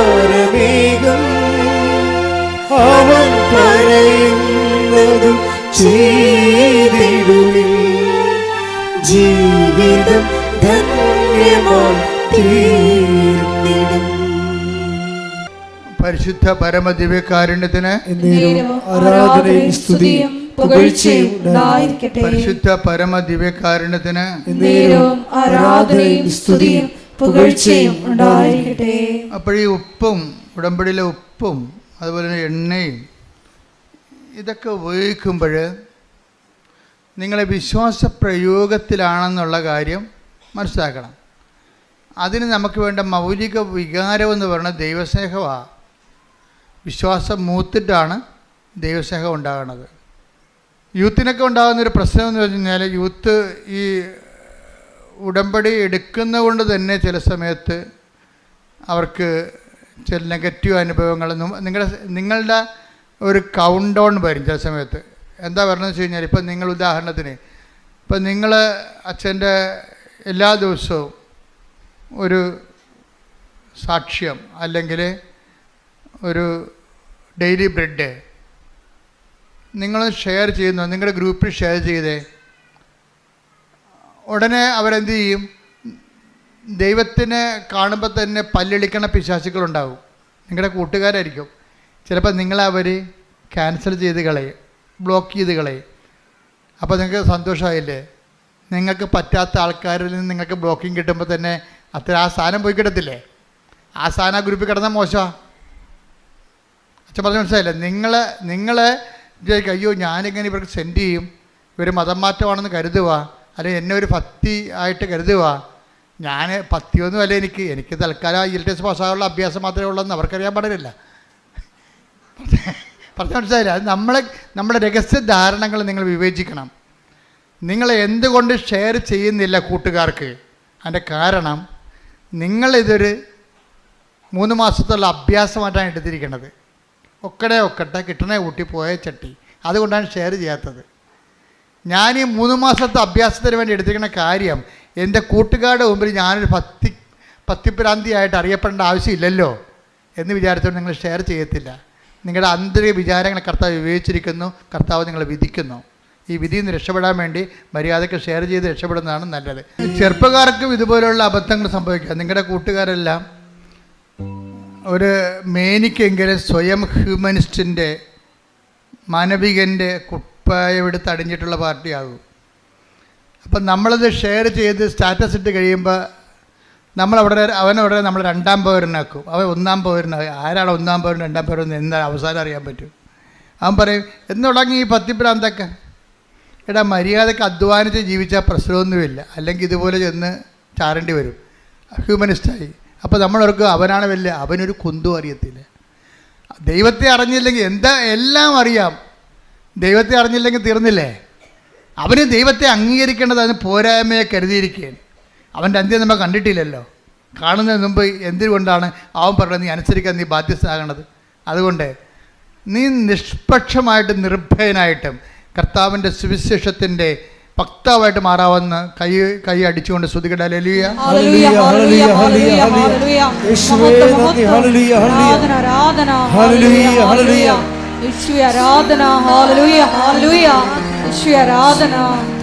ഞങ്ങളുടെ ആന്തരിക വിശുദ്ധീകരണ മേഖലകൾ വെളിപ്പെടുത്തുന്നതിന് നന്ദി പറയുന്നു.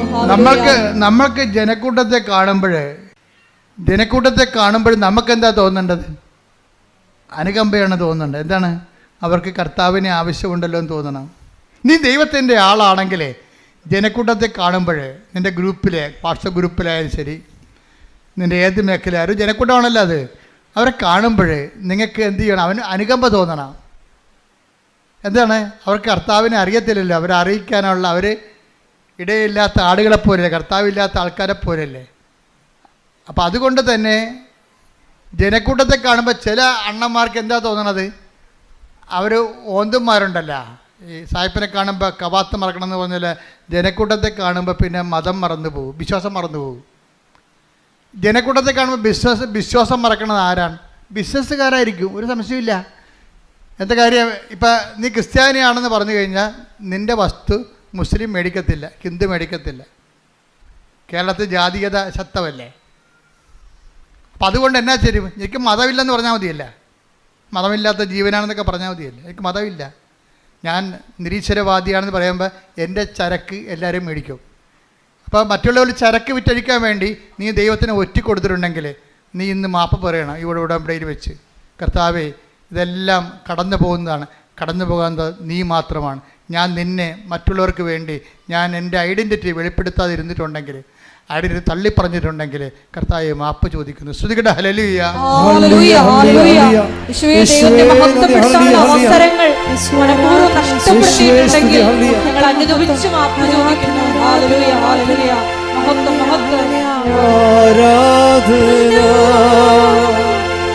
ആരാധന ആരാധന ആരാധന ആരാധന ആരാധന ആരാധന ആരാധന. നീ വിശ്വാസം, നമുക്കറിയാം വിശ്വാസത്തിൻ്റെ ആവിഷ്കാരങ്ങൾ എന്തൊക്കെയാണ്? ഒന്ന് പ്രാർത്ഥന, രണ്ടാമത്തേത് എന്താണ്?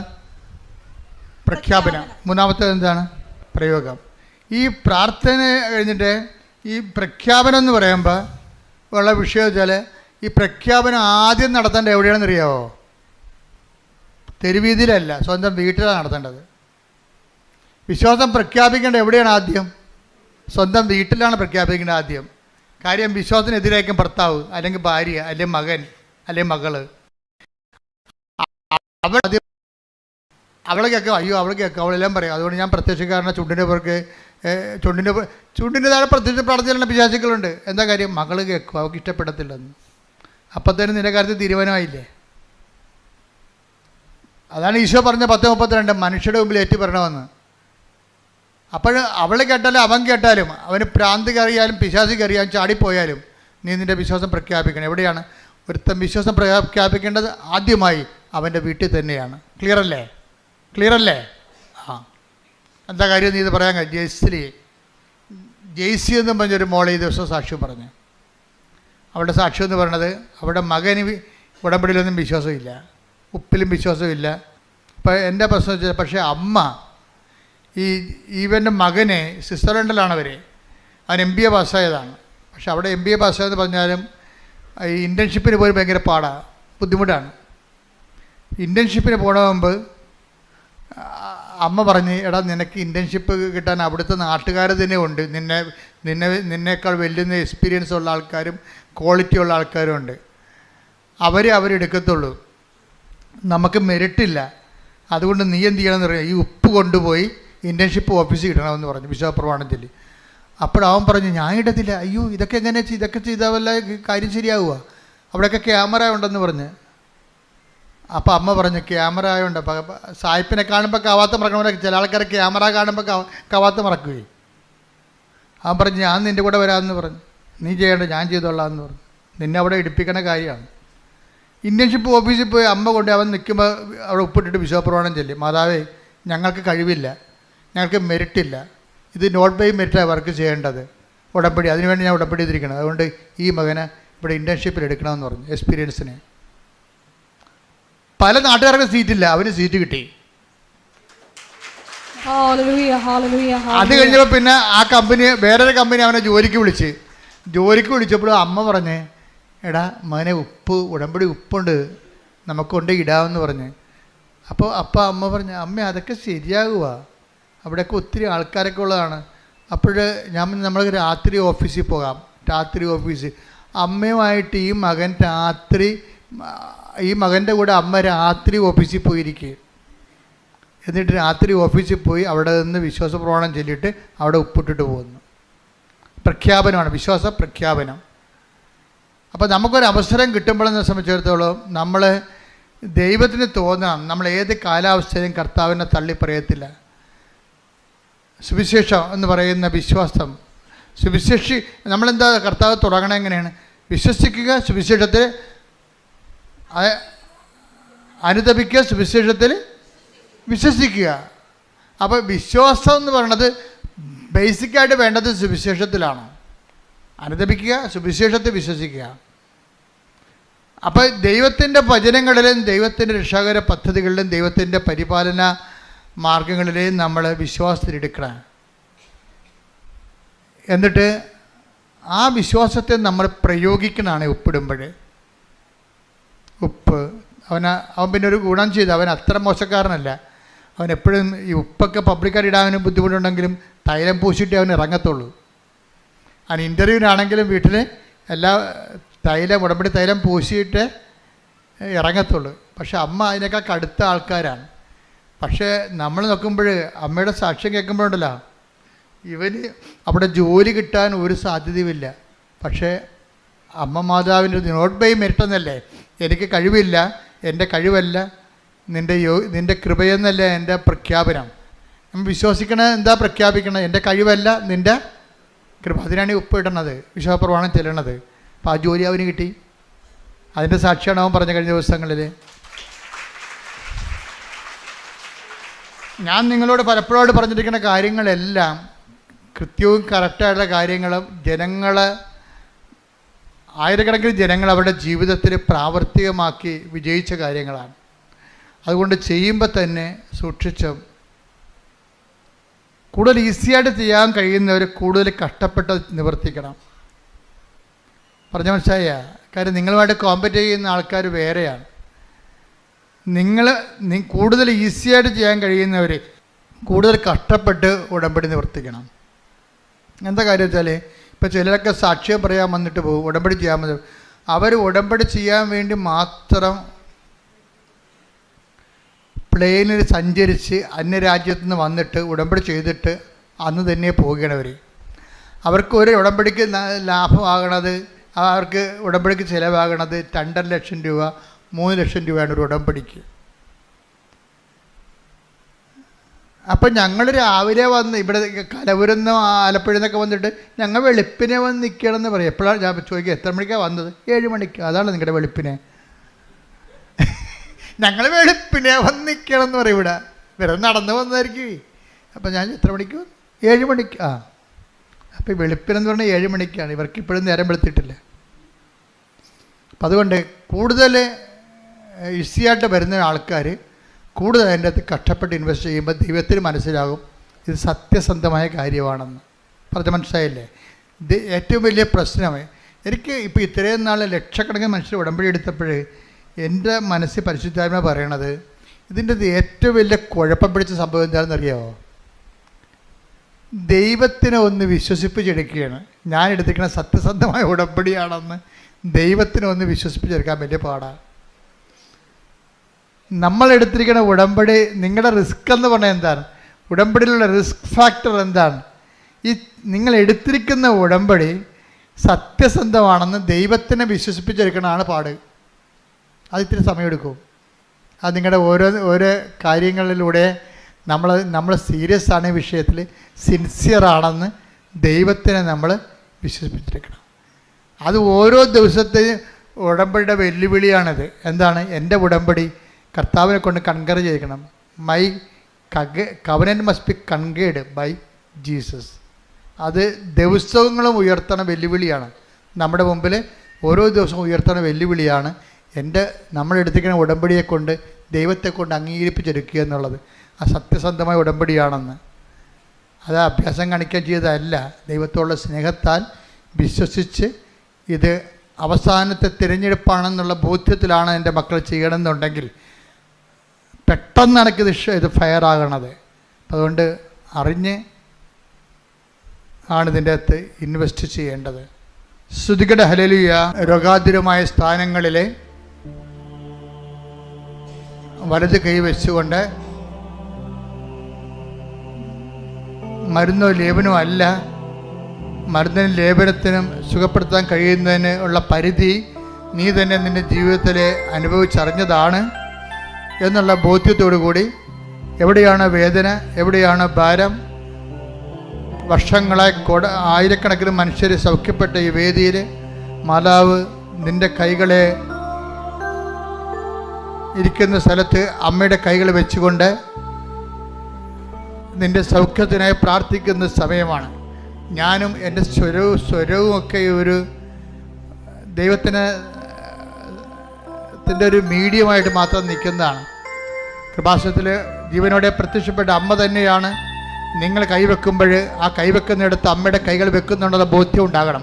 എവിടെയാണ് രോഗം? മുതുകിന് രോഗമുള്ളവരുണ്ട്, സ്പോണ്ടിലോസിസ് രോഗമുള്ളവരുണ്ട്, കഴുത്തിന് രോഗമുള്ളവരുണ്ട്, ഉദരത്തിന് രോഗമുള്ളവരുണ്ട്, കരളിന് രോഗമുള്ളവരുണ്ട്, ഹൃദയത്തിന് രോഗമുള്ളവരുണ്ട്, ശിരസിന് രോഗമുള്ളവരുണ്ട്, സർവാംഗം രോഗമുള്ളവരുണ്ട്.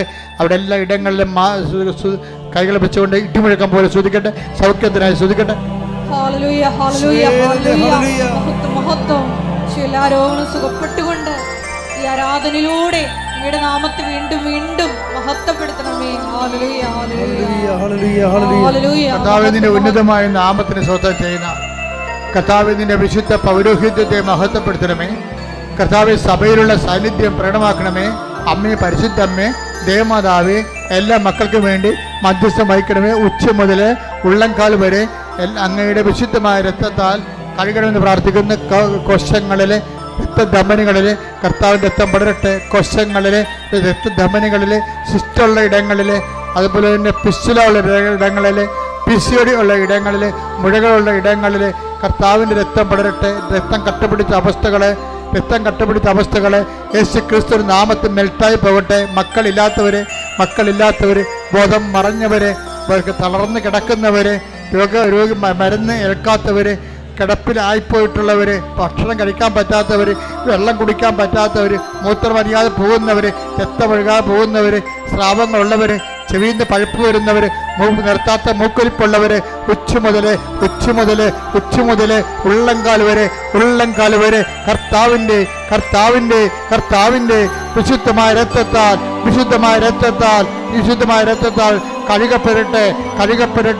മാരകരോഗങ്ങള്, തീരാവേദികള്, നടുവേദനകള്, കിഡ്നി വേദനകള്, സ്പോണ്ടിലോസിസ് അസുഖങ്ങള്, വളഞ്ഞ നടുവല്ലുകള്, തുളലുകള്, കുഴഞ്ഞ അസ്ഥികള്, ഓപ്പറേഷന് ശേഷം റോഡുകൾ അകത്തായി പോയവര്, ഇനി ഓപ്പറേഷൻ ചെയ്യാൻ പറ്റുകയില്ലെന്ന് പറഞ്ഞവര്, സിസേറിയൻ കാരണം ഇനി മക്കൾ ഉണ്ടാവത്തില്ലെന്ന് പറഞ്ഞവര്, മക്കളില്ലാത്ത ദമ്പതികള്, യേശുവിന്റെ നാമത്തിൽ ഓട്ടിസം രോഗികള്, ഹൈപ്പർ ആക്ടിവിറ്റി കുഞ്ഞുങ്ങള്, മക്കൾ ഇല്ലാത്തവര്, പഠിക്കാൻ പറ്റാത്തവര്, വീട്ടിൽ കലഹം ഉണ്ടാക്കുന്നവര്, മദ്യപാന ആസക്തികള്,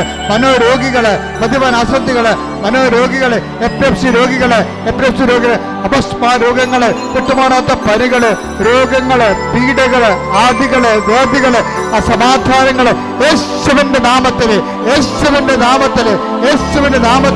മാറിപ്പോകട്ടെ. ശ്രദ്ധിക്കട്ടെ.